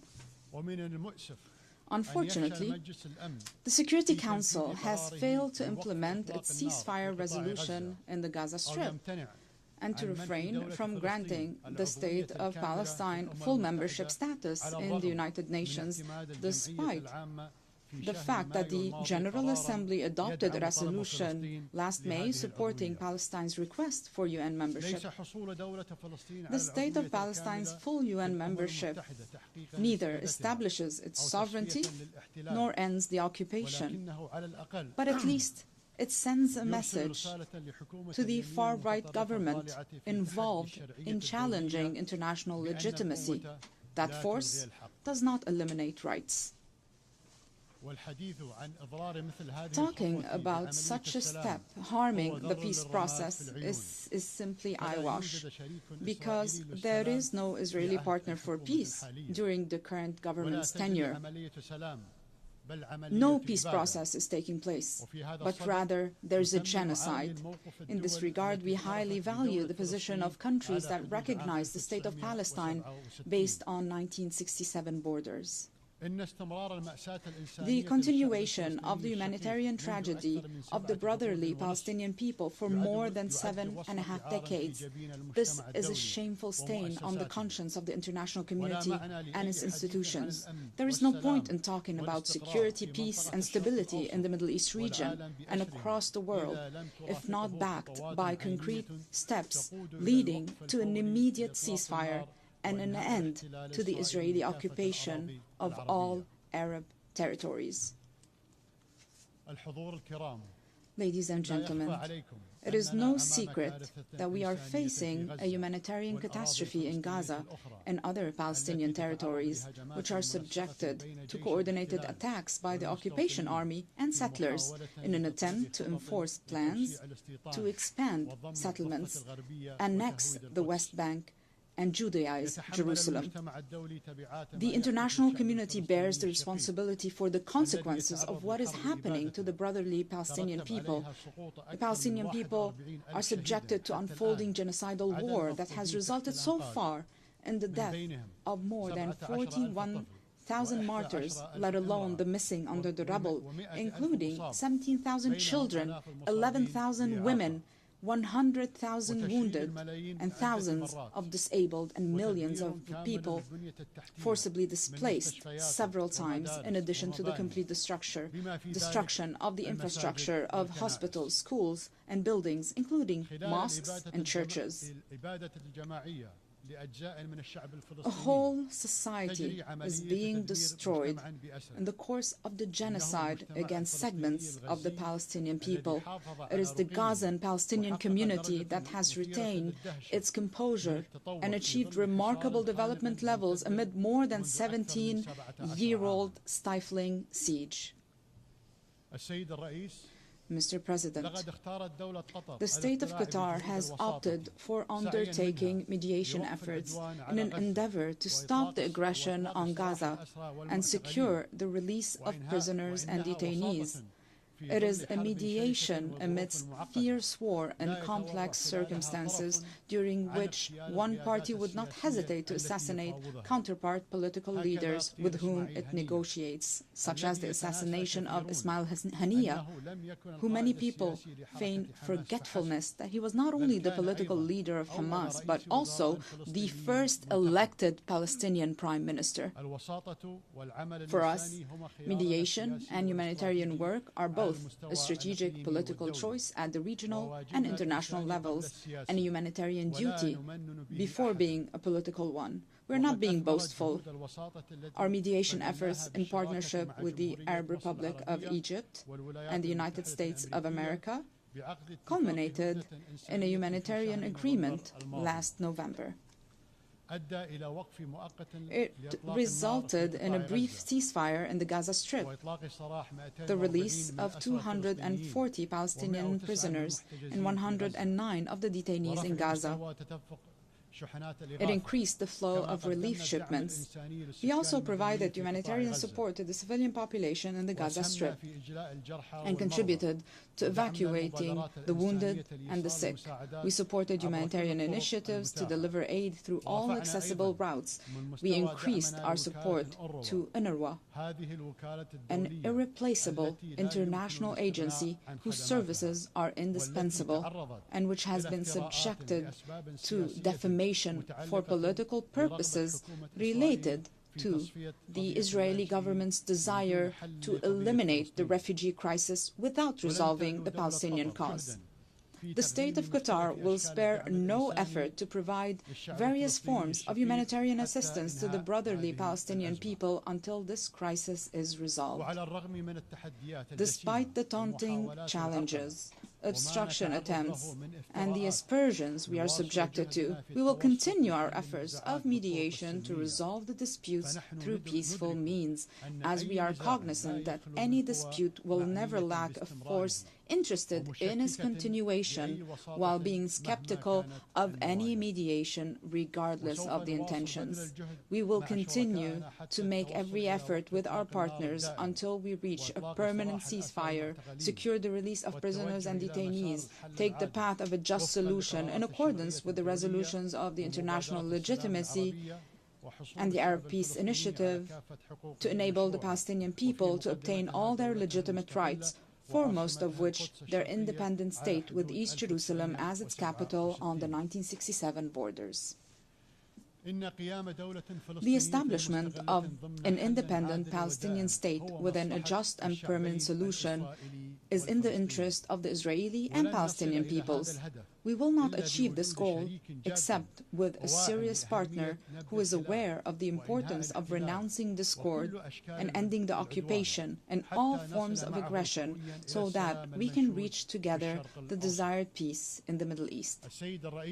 Mr. President, apart from committing a major crime by rigging wireless communication devices and exploding them simultaneously across thousands of people with total disregard for their identity or location, Israel is currently waging a war on Lebanon, and no one knows to what extent this war could escalate. This is what we have repeatedly warned against. If the brutal war on Gaza does not end, this systematic destructive war must stop. And this is the choice before Israel, as its leaders know very well. They know that it will neither bring security nor peace to northern Israel nor to Lebanon, and that the key to security rests on a just peace. Stop the aggression on Gaza. Stop the war on Lebanon. In brotherly Yemen, we look forward to preserving the 2022 truce and proceeding therefrom towards a comprehensive ceasefire, resolving the crisis, ensuring Yemen's unity, and achieving the aspirations of its brotherly people through negotiations between the Yemeni parties based on the outcomes of the national dialogue, the Gulf Initiative, and relevant Security Council resolutions. As regards to the crisis in Syria,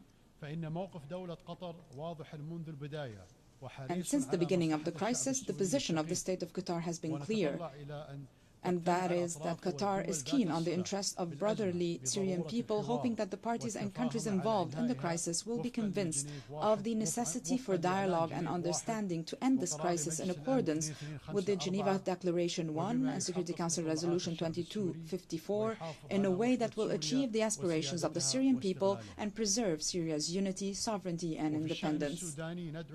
Regarding the Sudanese issue, we call on all the Sudanese parties to stop the fighting, and we reaffirm our support for all regional and international efforts to end this crisis in a way that will ensure the unity of state institutions and the sovereignty and stability of Sudan.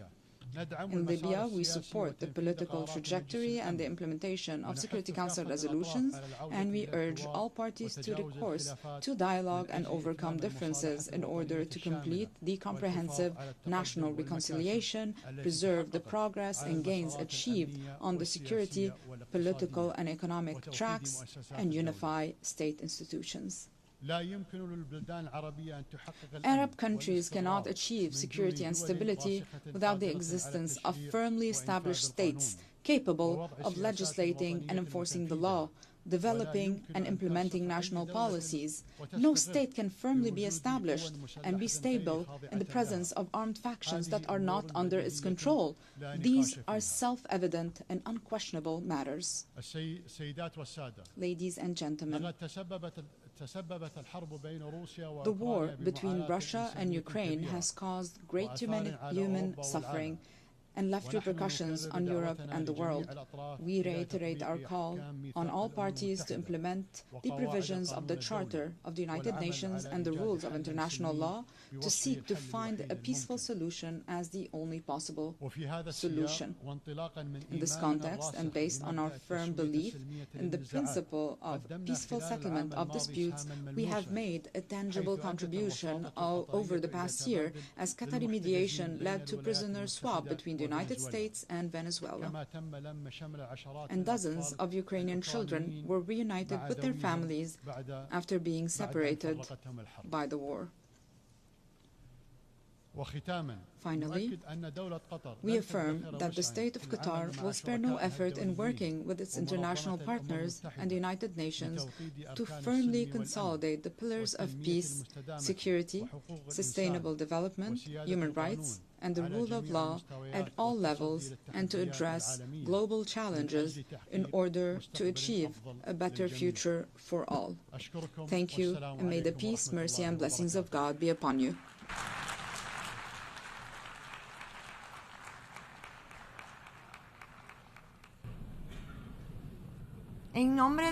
On behalf of the Assembly, I wish to thank the Emir of the State of Qatar. The Assembly will now hear an address by His Excellency Matamela Cyril Ramaphosa, President of the Republic of South Africa. I request protocol to escort His Excellency. I invite him to address the Assembly.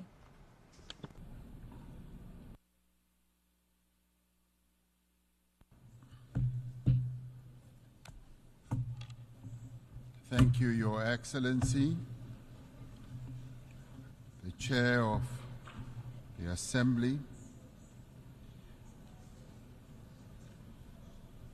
We take this opportunity to thank the United Nations Assembly to give us a chance to speak. 30 years ago, South Africa was born as a new nation, equal, united, and free from apartheid. We adopted a new constitution as the birth certificate of our new nation. Our first democratic elections brought the tyranny of apartheid to an end, a system that this General Assembly had declared to be a crime against humanity. In adopting Resolution 2202A in 1966, as later endorsed by the Security Council in 1985, the United Nations was a beacon of hope in our quest for justice. The great wave of solidarity of the peoples of the world, led by the United Nations, turned the tide against apartheid. Today, democracy flourishes in South Africa. We have a progressive constitution, an entrenched human rights culture, and strong institutions. We have laws to advance equality and programs to protect society's most marginalized and vulnerable. We continue to transform our economy so that it is in a more competitive position to create jobs, to attract more investment, and that it should benefit all. South Africa is a party to global treaties on human rights, gender equality, children's rights, refugee protection, and environmental protection. A few days ago, South Africa also endorsed the pact that charts the course for a better future for global governance and towards the attainment of the Sustainable Development Goals. As signatory to the Paris Agreement, We are contributing our fair share towards the global effort and have a just energy transition plan to guide our carbon journey and climate resilient development. Through the African Union, we are working to advance Agenda 2063. We are involved in mediation and conflict resolution across our continent and actively contribute to peacekeeping missions. Our political culture has evolved and it continues to mature. We have just held our 7th free and fair general elections since our democracy, paving the way for the formation of the government of national unity. 10 political parties have coalesced around a common agenda for economic growth, job creation, poverty eradication, and sustainable development. South Africa is in a new era, an era of great promise. In what some have called our second miracle, South Africans of all races have rallied behind the government of national unity. We are making headway in resolving some of our most pressing challenges. Our economy has started to improve, and investor confidence is on the rise. Our country's prospects look bright, and we look to the future with great hope. The South African story bears witness to the enduring role of the United Nations in global matters. In supporting our struggle, the United Nations affirmed the principles of the UN Charter, the fundamental human rights, the dignity and worth of every person, and the equal rights of nations, large and small.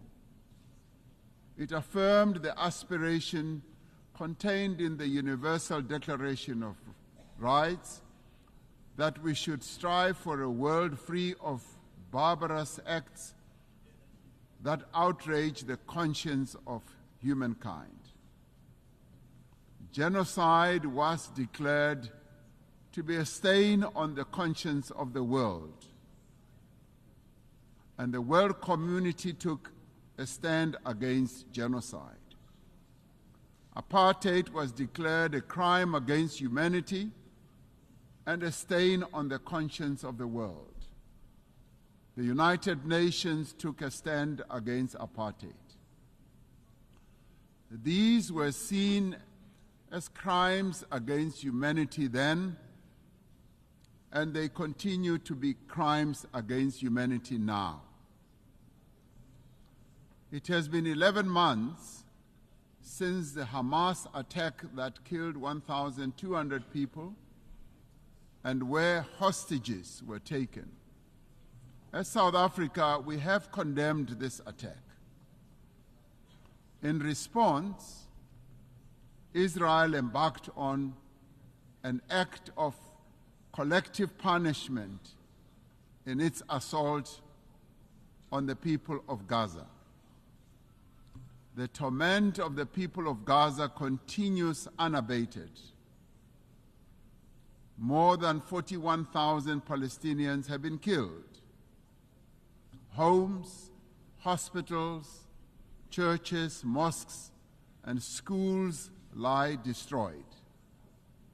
Famine and disease stalk the streets of Gaza. This cannot but shock our collective humanity. The violence the Palestinian people are being subjected to is a grim continuation of more than half a century of apartheid that has been perpetrated against Palestinians by Israel. We South Africans know what apartheid looks like. We lived through apartheid. We suffered and died under apartheid. We will not remain silent and watch as apartheid is perpetrated against others.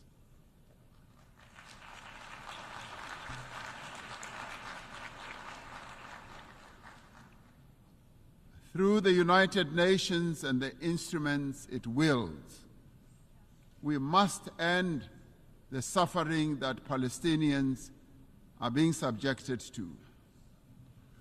We are called upon to uphold the principles of the UN Charter and to uphold consistently and in their entirety the fundamental tenets of international law. International law cannot be applied selectively.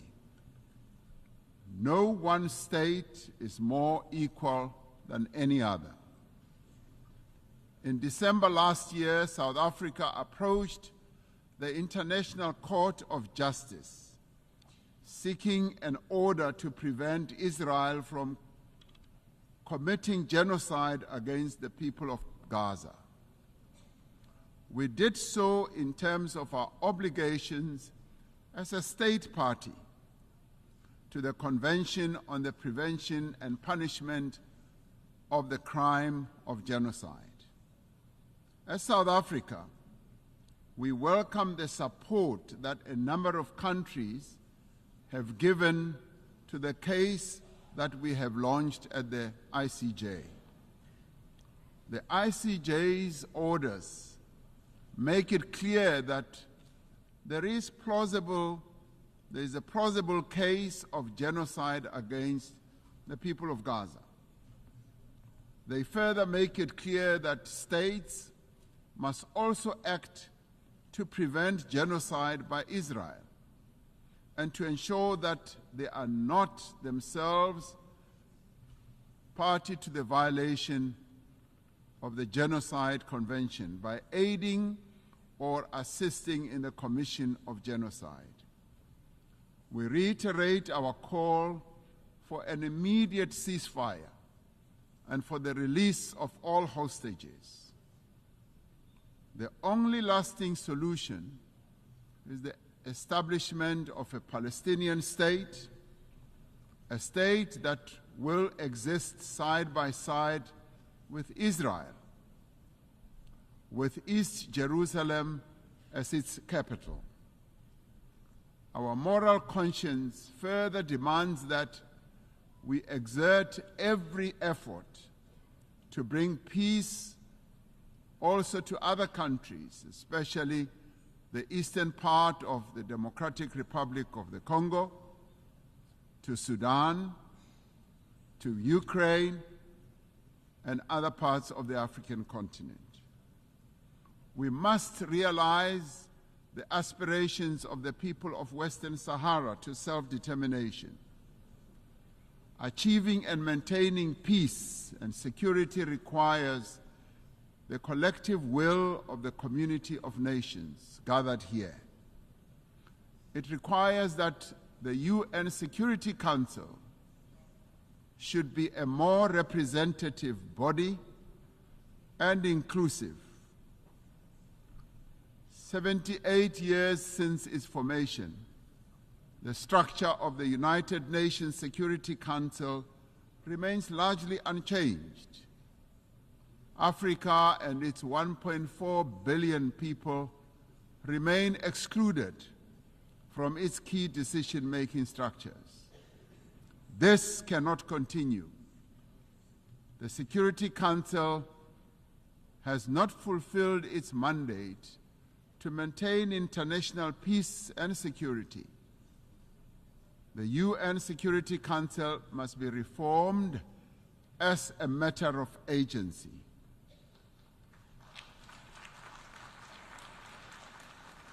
We would like to see the Security Council being more inclusive so that the voices of all nations can be heard and be considered. It cannot remain an exclusive club of just 5 nations to the exclusion of the many nations in the world. Africa stands ready to play its role in building a safer global order by participating in the work of the UN Security Council on the basis of respect and acceptance. The African Union and its member states are engaged in mediation, in dialogue and diplomacy across our continent to create conditions under which peace and development can take hold. There must be greater collaboration between the United Nations and the African Union towards resolving a number of conflicts and also in addressing the root causes of conflicts that continue to rage. Pandemics and endemics pose a serious threat to us all. We are concerned by the spread of mpox across the world and in Africa in particular.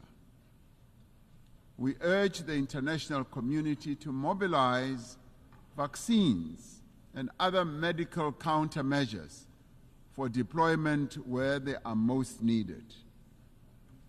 Economic prosperity is key to sustainable peace.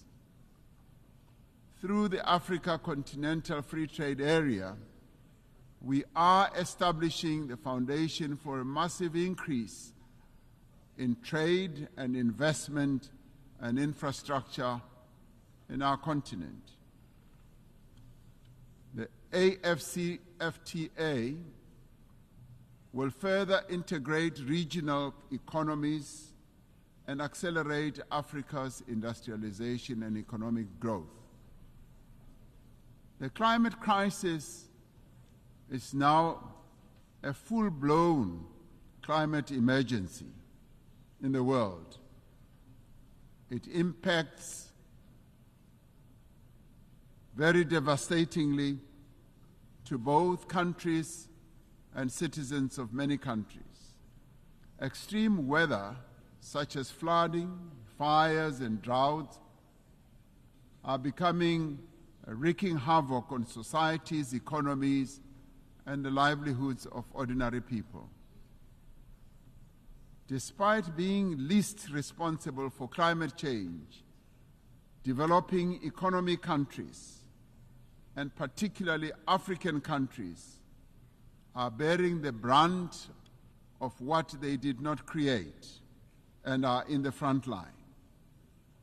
As South Africa, we remain committed to contributing our fair share to reduce global emissions, guided by the principle of common but differentiated responsibilities and respective capabilities. We have adaptation and mitigation programs and policies in place and have passed a climate change law to further support our emissions reduction targets. It is essential that climate actions do not deepen global inequality or stifle the developmental aspirations of the Global South. The industrialized nations are not honoring their climate commitments, and we repeat the call for predictable and sustainable financing for climate action. We must operationalize the agreed-upon climate financing and capacity-building instruments to advance mitigation and adaptation. Pursuing sustainable development necessitates that those with greater means should support those who lack them. The world faces annual financing gap of some $4 trillion to achieve sustainable development. We call on better resourced countries to scale up their levels of support to developing economy countries. Debt is the millstone around the neck of many developing economy countries, stifling their potential and development. Debt servicing is robbing a number of countries of much-needed funds to support health, education, and social spending. South Africa endorses the United Nations Secretary General's call for the reform of the global financial architecture to enable developing economy countries to lift themselves out of the quicksand of debt. We must commit to systems for financing development that are more accessible, agile, and equitable. In 2025, South Africa will assume the presidency of the G20. We will use this important role to advocate for the peoples of Africa and all of the global South, for their development and advancement. South Africa welcomes the adoption of the Pact for the Future and congratulate our sister country, Namibia, as well as for the Federal Republic of Germany for having ably steered the United Nations towards the adoption of the resolution in this regard.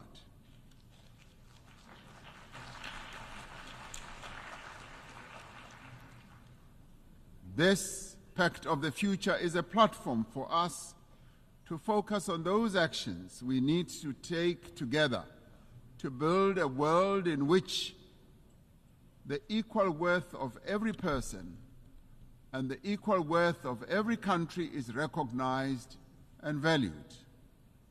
We particularly welcome the commitments to place poverty eradication at the center of all our efforts, and for the Sustainable Development Goals financing gap in developing countries to be closed. The disparities in wealth and development within and between countries is simply unjust and unsustainable. We must continue to strive for equal treatment, for equal opportunity and advancement for all individuals and all nations. The Pact for the Future must reinvigorate international solidarity, like veins that carry sustenance to every part of the body. Solidarity is the lifeblood of human progress. It binds us together to nourish the greater good. It is achieving the greater good for the common good to which we all strive. Through dialogue, through respect for the rule of law, through the advancement of human rights, through cooperation and solidarity, we can and we will be able to achieve a better world for all the peoples of the world. I thank you.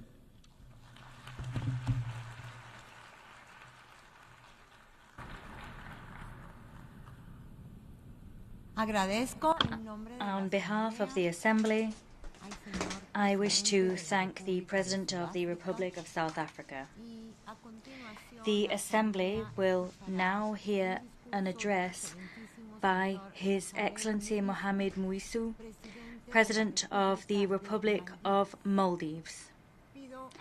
I request protocol to escort His Excellency and invite him to address the Assembly.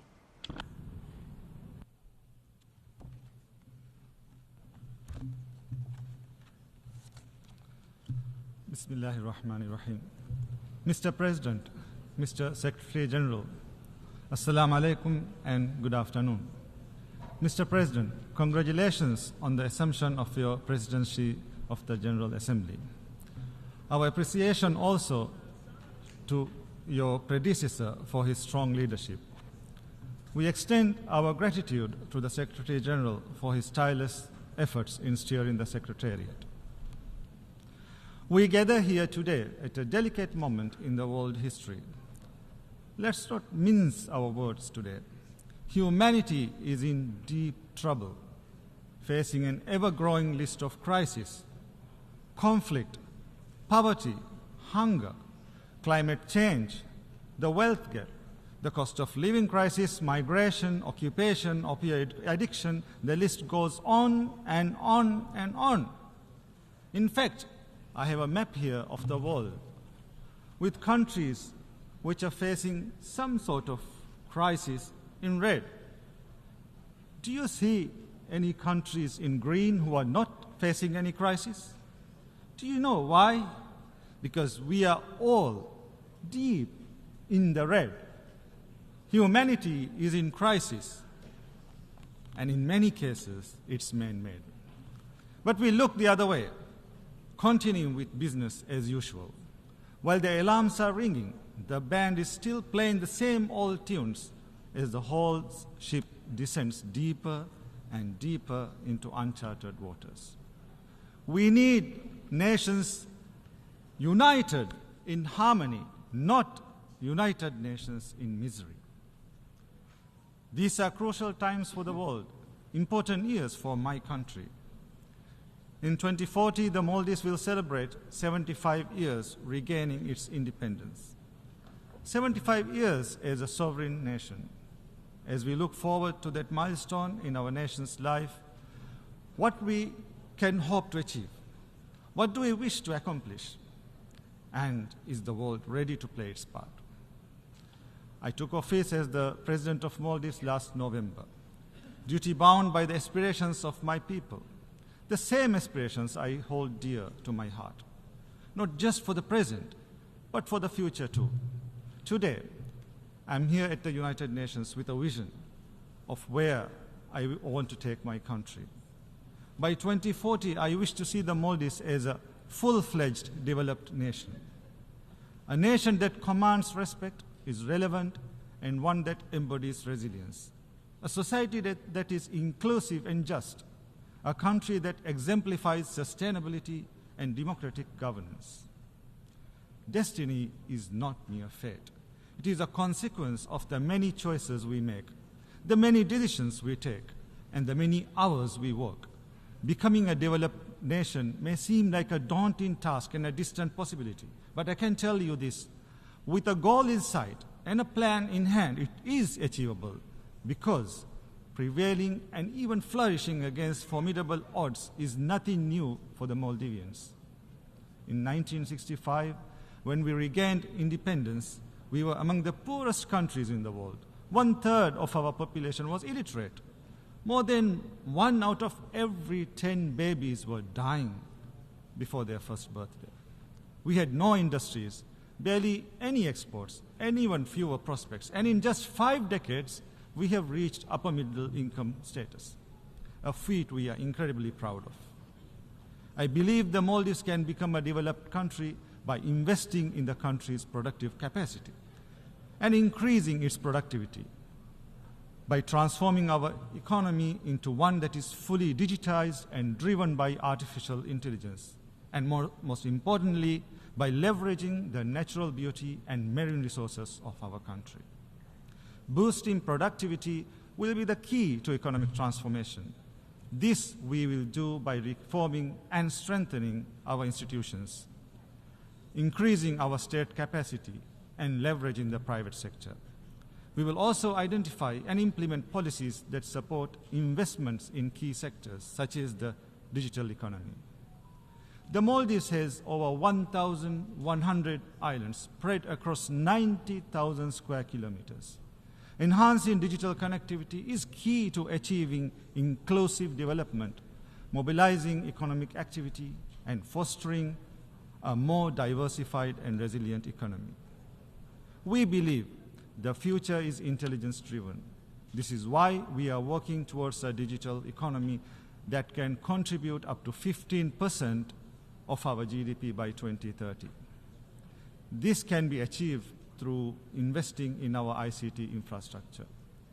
We are using and expanding artificial intelligence systems to deliver essential services such as healthcare, education, and social welfare.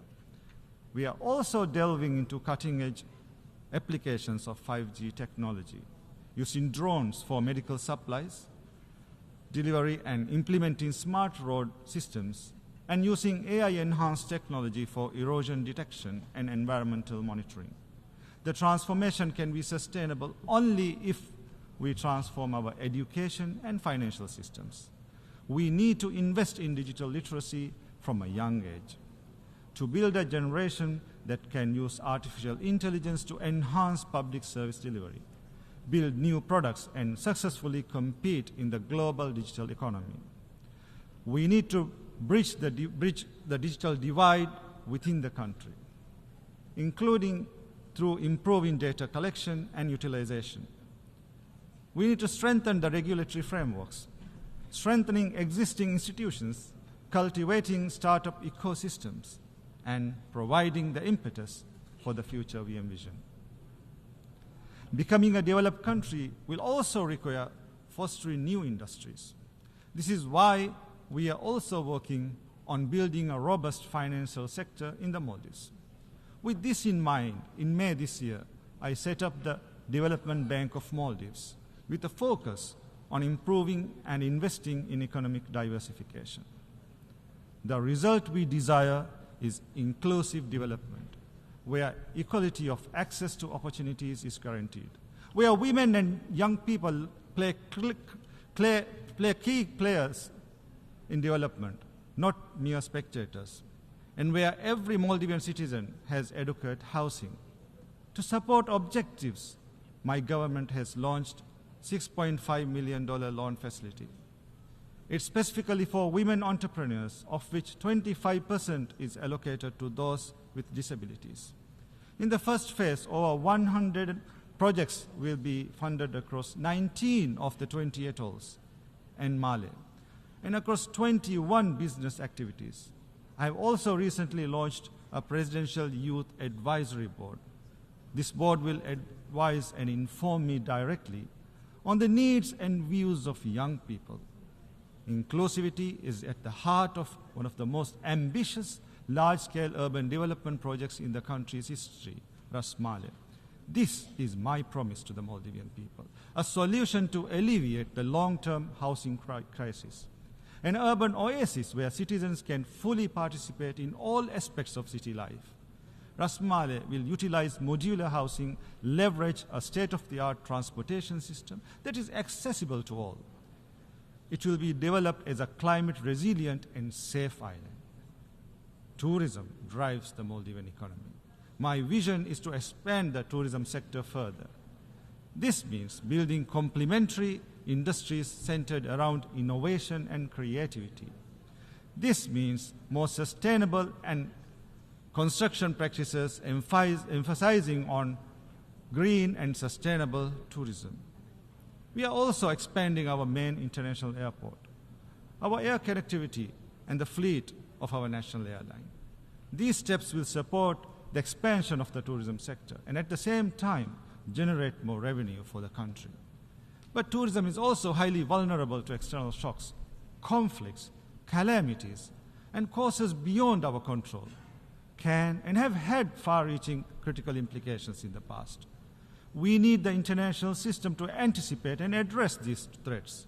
Threats such as armed conflicts, terrorism, violent extremism, transnational organized crime, climate change, ocean degradation, crimes that transcend national borders. Part of addressing these threats is to safeguard and protect people's fundamental rights.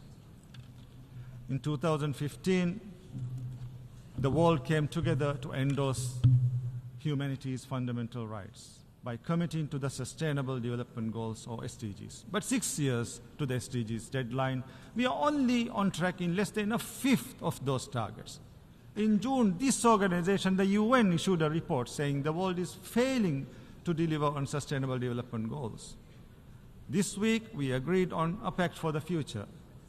But do we want this document, the pact, to go the same way as this one, the 2015 SDG commitments? I'm sorry, but we can't keep doing this. We can't keep meeting, talking, pledging, but not doing. We don't want these days to come back to haunt us. The days When we had a chance but not a will, we believe the best approach to protecting fundamental rights is to cultivate a culture of respect. This requires support. The Maldives has a good track record of treaty ratification, implementation, and reporting. We champion the right to environment because we are keenly aware of the consequences of environmental degradation. We also believe that violation of a right by any country, large or small, rich or poor, with powerful friends or not, must not be tolerated. This is why the ongoing massacre, the genocide by Israel in Gaza, is a travesty of justice and the international system. The repeated destruction of homes, hospitals, schools, humanitarian infrastructure, the repeated cycles of killing of men, women, children, babies, thousands upon thousands. The world is struggling to process the deaths of so many civilians in Gaza, and now Israel raids Lebanon, claiming hundreds more civilian lives there.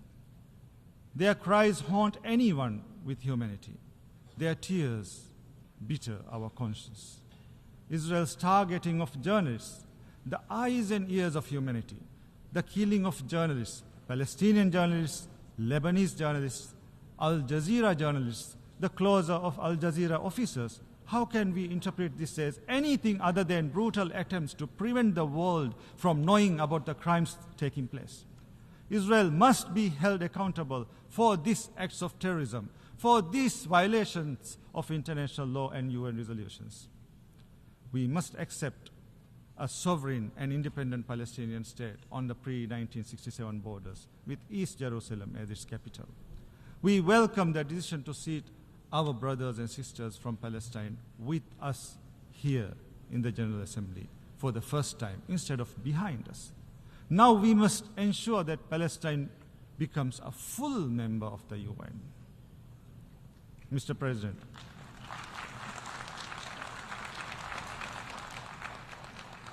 Mr. President, the Maldives is gearing up for an economic transformation that will change lives.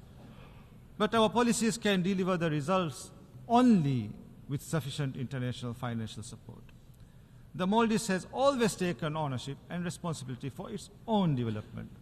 While we have received extensive support towards our development, we urge the multilateral development funds, banks, and bilateral donors to view us as your partners, not just as recipients of aid, to stop looking at our inherent vulnerabilities as limitations, to adopt tailor-made approaches which are mutually beneficial, to reduce the cost of borrowing, to make the financial system work for us, not penalize us, to make your terms flexible, your financing less rigid, to make your lending targeted, affordable, and responsible. Mr. President, climate change is the most serious threat to our world, the defining challenge of our generation. It's washing away decades of progress in mere minutes. It's diverting already depleted resources of long-term development to emergency relief and reconstruction, preventing countries from adapting to climate impact. And the vicious cycle continues. The Maldives has always walked the talk. We are investing in renewable energy. Our goal is to have 33% of the country's electricity demand from renewable energy sources by 2028. On behalf of the Maldivian people, I implore you, do your part, act now. We must face the climate emergency head on, with science, determination, and resources. The rich and emitting countries need to meet the financial pledges already made, especially on adaptation, where the financing gap continues to widen. As we work towards COP29, we must ensure the new goal on climate finance matches the level of climate action required. This means the new goal must go beyond the $100 billion. It must include, as a minimum, loss and damage response, mitigation and adaptation as sub-goals. One of the biggest victims of the climate crisis is the ocean. The Maldivian people and their livelihoods are dependent on the health and wealth of the ocean. We need to step up efforts to sustainably use and manage our ocean resources, address plastic pollution, conserve biodiversity, and protect endangered species. This morning, I ratified the Global Ocean Treaty. We urge you all to do the same. We urge you to do your part to address climate change, overcome pollution, and reverse biodiversity loss. The transformation the Maldives seeks cannot be achieved without an enabling global environment. Small countries like mine need a multilateral system that champions us and delivers for us. The United Nations is the epitome of the multilateral system. It is well positioned to promote sustainable development, to maintain peace and security, to promote and protect human rights, to enforce equality, the rule of law, inclusivity, and representativeness. But what we are witnessing is the opposite. Inability to stop climate change and environmental degradation, inability to stop war and genocide, inability to stop exploitation and suffering, inability to stop unequal representation. Hence, the United Nations needs reform and revitalization. It needs to be representative. The Maldives cannot and will not watch and stand idle while the multilateral system fails, because our development, our advancement, and our survival is tethered to the world. That's why the Maldives is seeking to get elected to the Economic and Social Council for the 2027 to 2029 term. We count on your support. If elected, the Maldives will strive to make the UN development system more relevant to our times, continuously recalibrating and adjusting, utilizing the latest science and evidence, listening to the variety of opinions and views. The United Nations must enforce its decisions across the UN system and at local level. The United Nations is only relevant when it makes a real difference in our lives. Mr. President, 59 years ago, the Maldives reached out to the United Nations as its first port in a sea of uncertainty. We came here to this great hall, seeking recognition, seeking a partner. We came to you as a poor and impoverished country, but with a vision of prosperity, a vision which we made great progress with your support. Today, once again, we come to you aiming higher, to reach further, and to do better, with a vision to make the Maldives a developed nation by 2040. For I believe development is destiny, and our destiny beckons towards a brighter future for the present and future generations. I thank you.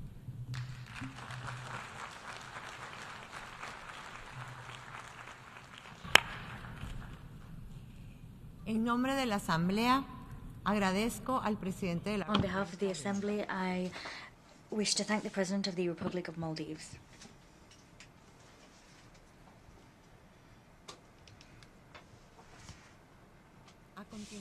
The Assembly will now hear an address by His Excellency Emomali Rahmon, President of the Republic of Tajikistan. I request protocol to escort His Excellency and invite him to address the Assembly.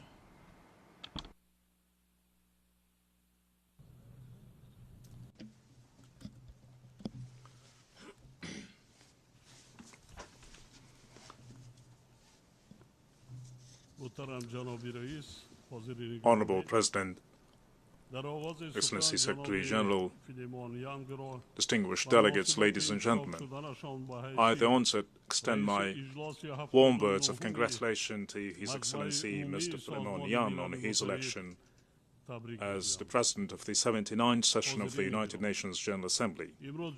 My heartfelt thanks also go out to His Excellency Mr. Denis Francis in recognition of his fruitful engagement as the President of the 78th session of the United Nations General Assembly. Distinguished delegates, today the world is facing up to a turbulent and intricate situation.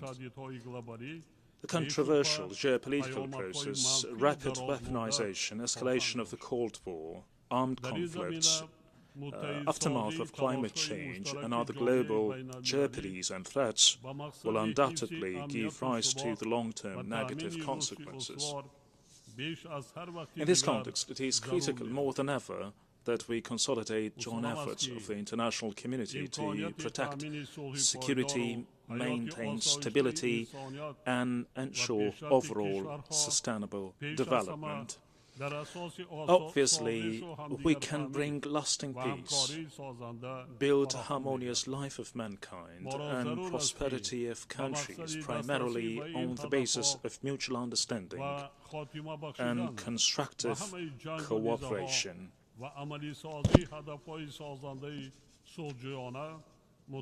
We ought to be united to achieve these objectives, bring all wars and conflicts to an end, as well as implement other peaceful goals. It is high time now to take bold and effective steps forward to strengthen the key role of the United Nations in resolving conflicts and restoring peace and stability across the planet. I, in this regard, would like to propose to adopt a special United Nations General Assembly resolution declaring the decade of promotion of peace for future generations. As I've stated time and again, Tajikistan always advocates the solution of all conflicts only through political and diplomatic means. At the same time, I would like to emphasize that the Republic of Tajikistan continues uninterrupted, unwavering support of an implementation of the 2030 Agenda to achieve sustainable development goals. It is worth noting that the principal message of this agenda is also reflected in Tajikistan National Development Strategy 2030, and continued efforts are being taken to achieve the primary goals. Nevertheless, the existence of a wide range of difficulties hinder the timely financing of sustainable development. Challenges include security turmoil, economic and financial crisis, unprecedented warming due to climate change, and loss of biodiversity, as well as an outbreak of contagious diseases. In a political declaration recently adopted by the General Assembly, member states have admitted that achievement of the Sustainable Development Goals is in threat. According to the United Nations Secretary General's report, the international community will be able to achieve only 17% of Sustainable Development Goals by 2030. We are witnessing the setbacks in results achieved within the Sustainable Development Goals in many developing countries. In view of this, we need to intensify our efforts to implement the 2030 Agenda in a timely manner and pay particular attention to the financing for sustainable development. It means that we need to prioritize sustainable development for developing countries and financing with a view to facilitate and promote this sustainable development achievement. We do also believe that the 4th International Conference on Financing for Development, scheduled to be held in Spain in July 2025, as per the United Nations General Assembly resolution, will play a crucial role in exploring new approaches to remove barriers on the way to financing for development. Necessarily, the activities of the international financial and economic system should meet the needs of developing countries so that it can facilitate the timely counter-response of member states to modern threats and challenges. In that context, in order to implement the goals and programs we've outlined, we believe it is important to continue financing countries in need by international financial institutions, especially through the means of the International Development Association, IDA. Digital technologies and artificial intelligence pave the suitable ways for achieving the Sustainable Development Goals. Tajikistan is taking effective and the most necessary measures for the gradual transition to digitalization system by adopting the national strategy and relevant conceptual legal acts.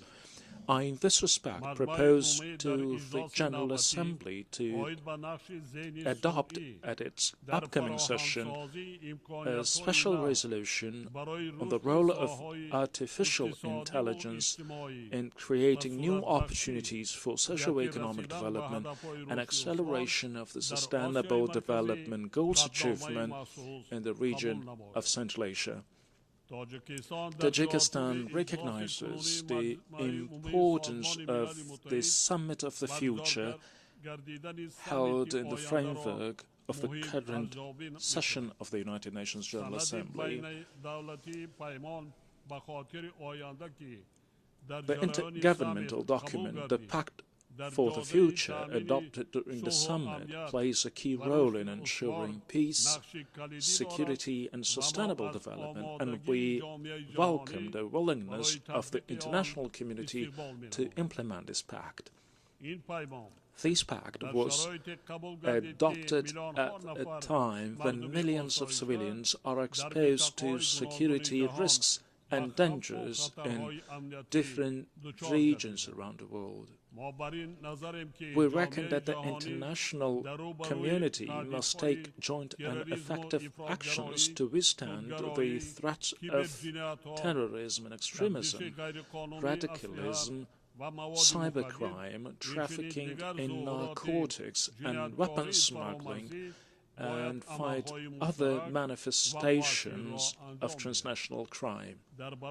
Furthermore, the rise of Islamophobia, as well as the trend of practicing double standard policy in international relationships in recent years, has become a matter of our deep concern. Our country constantly carries out joint actions in cooperation with the United Nations and its specialized agencies, as well as other international partners to counter security threats and challenges. Consequently, Tajikistan and the state of Kuwait, in cooperation with the United Nations Office on Counterterrorism, will hold the next high-level conference in the framework of the Dushanbe process on counterterrorism in the city of Kuwait this November. We do believe that this platform will mainly focus on the subjects related to the persistence of inclusive security and stability and contribute to the continuation of an extended and trustful dialogue, as well as facilitate the exchange of helpful experience and ideas among the stakeholders. Ladies and gentlemen, on security matters, I would like to emphasize that the Palestinian crisis remains a matter of deep concern to our country.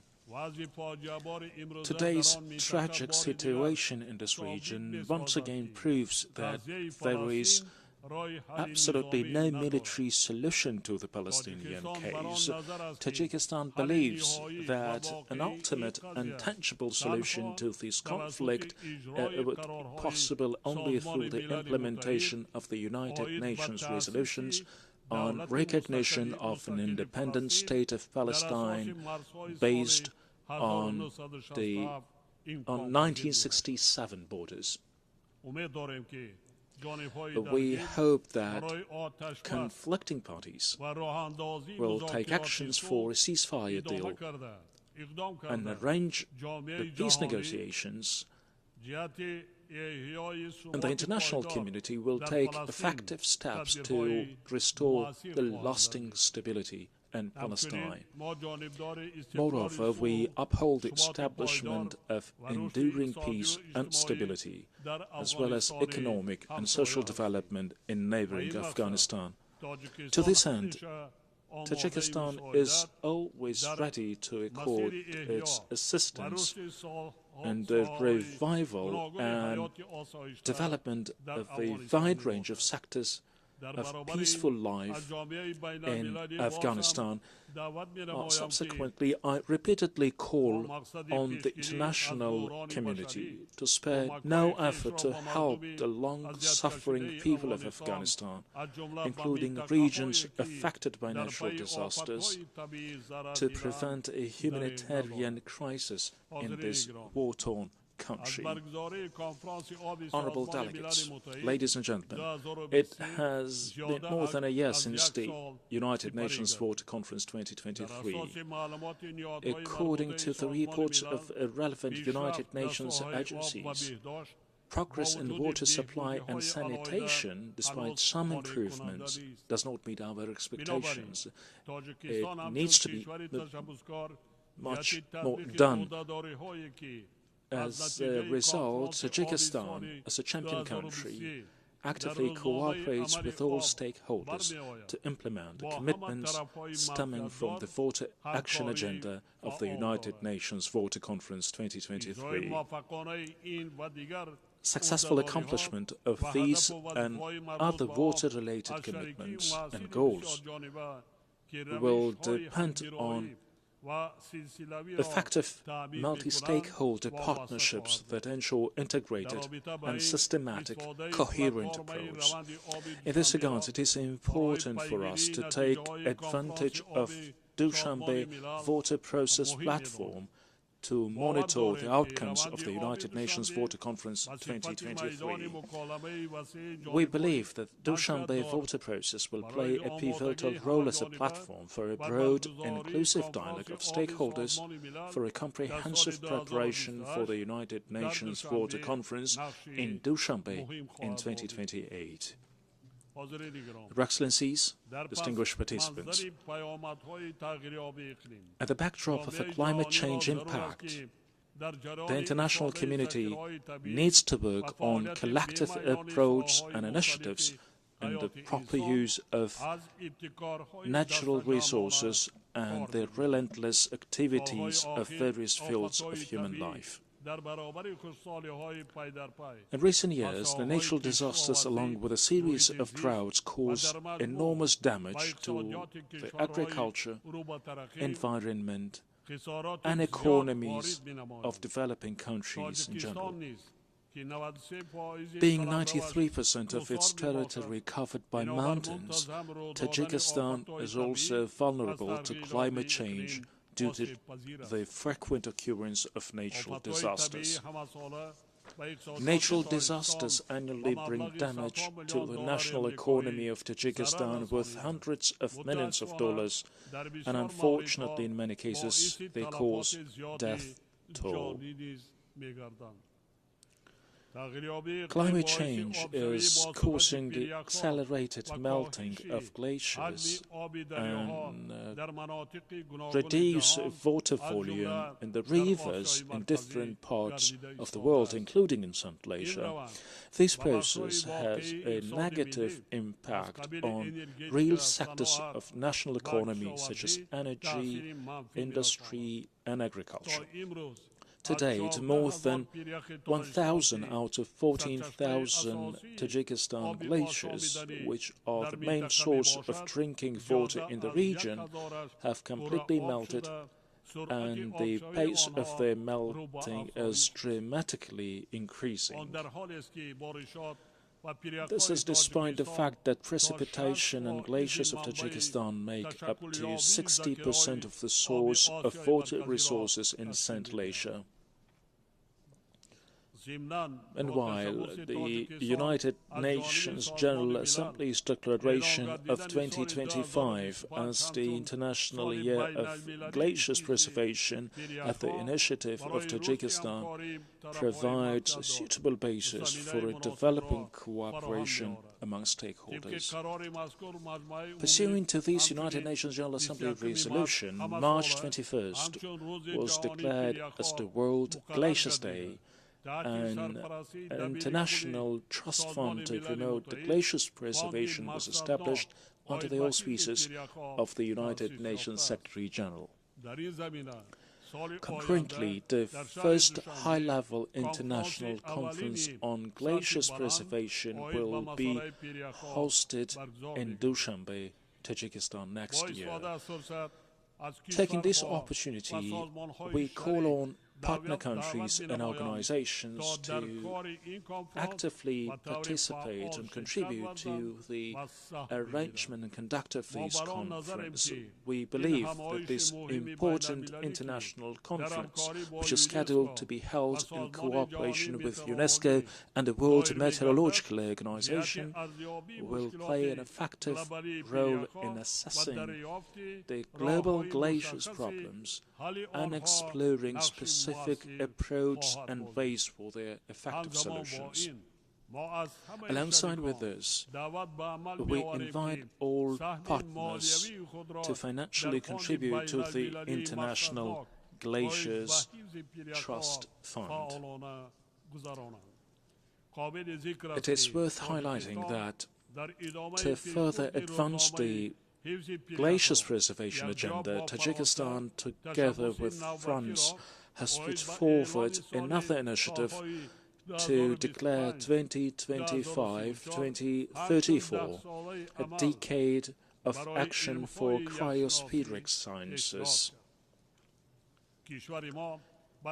Our country has adopted a national strategy for adaptation to climate change 2030, based on its international obligations, including specific provisions of the Paris Agreement. Evidently, one of the ways to successfully mitigate the challenges related to climate change is the development of a green economy, which in turn calls for green energy development. Considering the importance of this reality, our country has approved and currently is implementing the Green Economy Development Strategy for 2023-2037. We currently produce 98% of our electricity from the country's hydroelectric power resources, and we are ranked the 6th in the world in terms of the share of greener energy produced from renewable sources. The goal of the implementation of our plans in this direction is to turn Tajikistan into a green country by 2037. Today, finding solutions to the daily issues of adaptation to climate change and reducing the severity of its negative consequences is considered one of the top priorities for the international community. We hope that developed countries, the United Nations and its specialized agencies, influential international financial institutions, and other international and regional multilateral entities will further continue to pay serious attention to these important and critical issues. We are convinced that the international community succeeds to achieve its common goals and objectives through the development of trustful dialogue, mutual understanding, and constructive, rewarding cooperation. I thank you for your attention.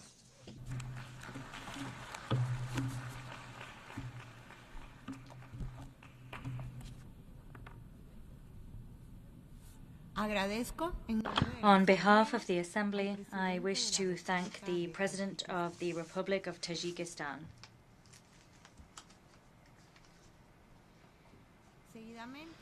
The Assembly will now hear an address by His Excellency Gitanas Nauseda, President of the Republic of Lithuania.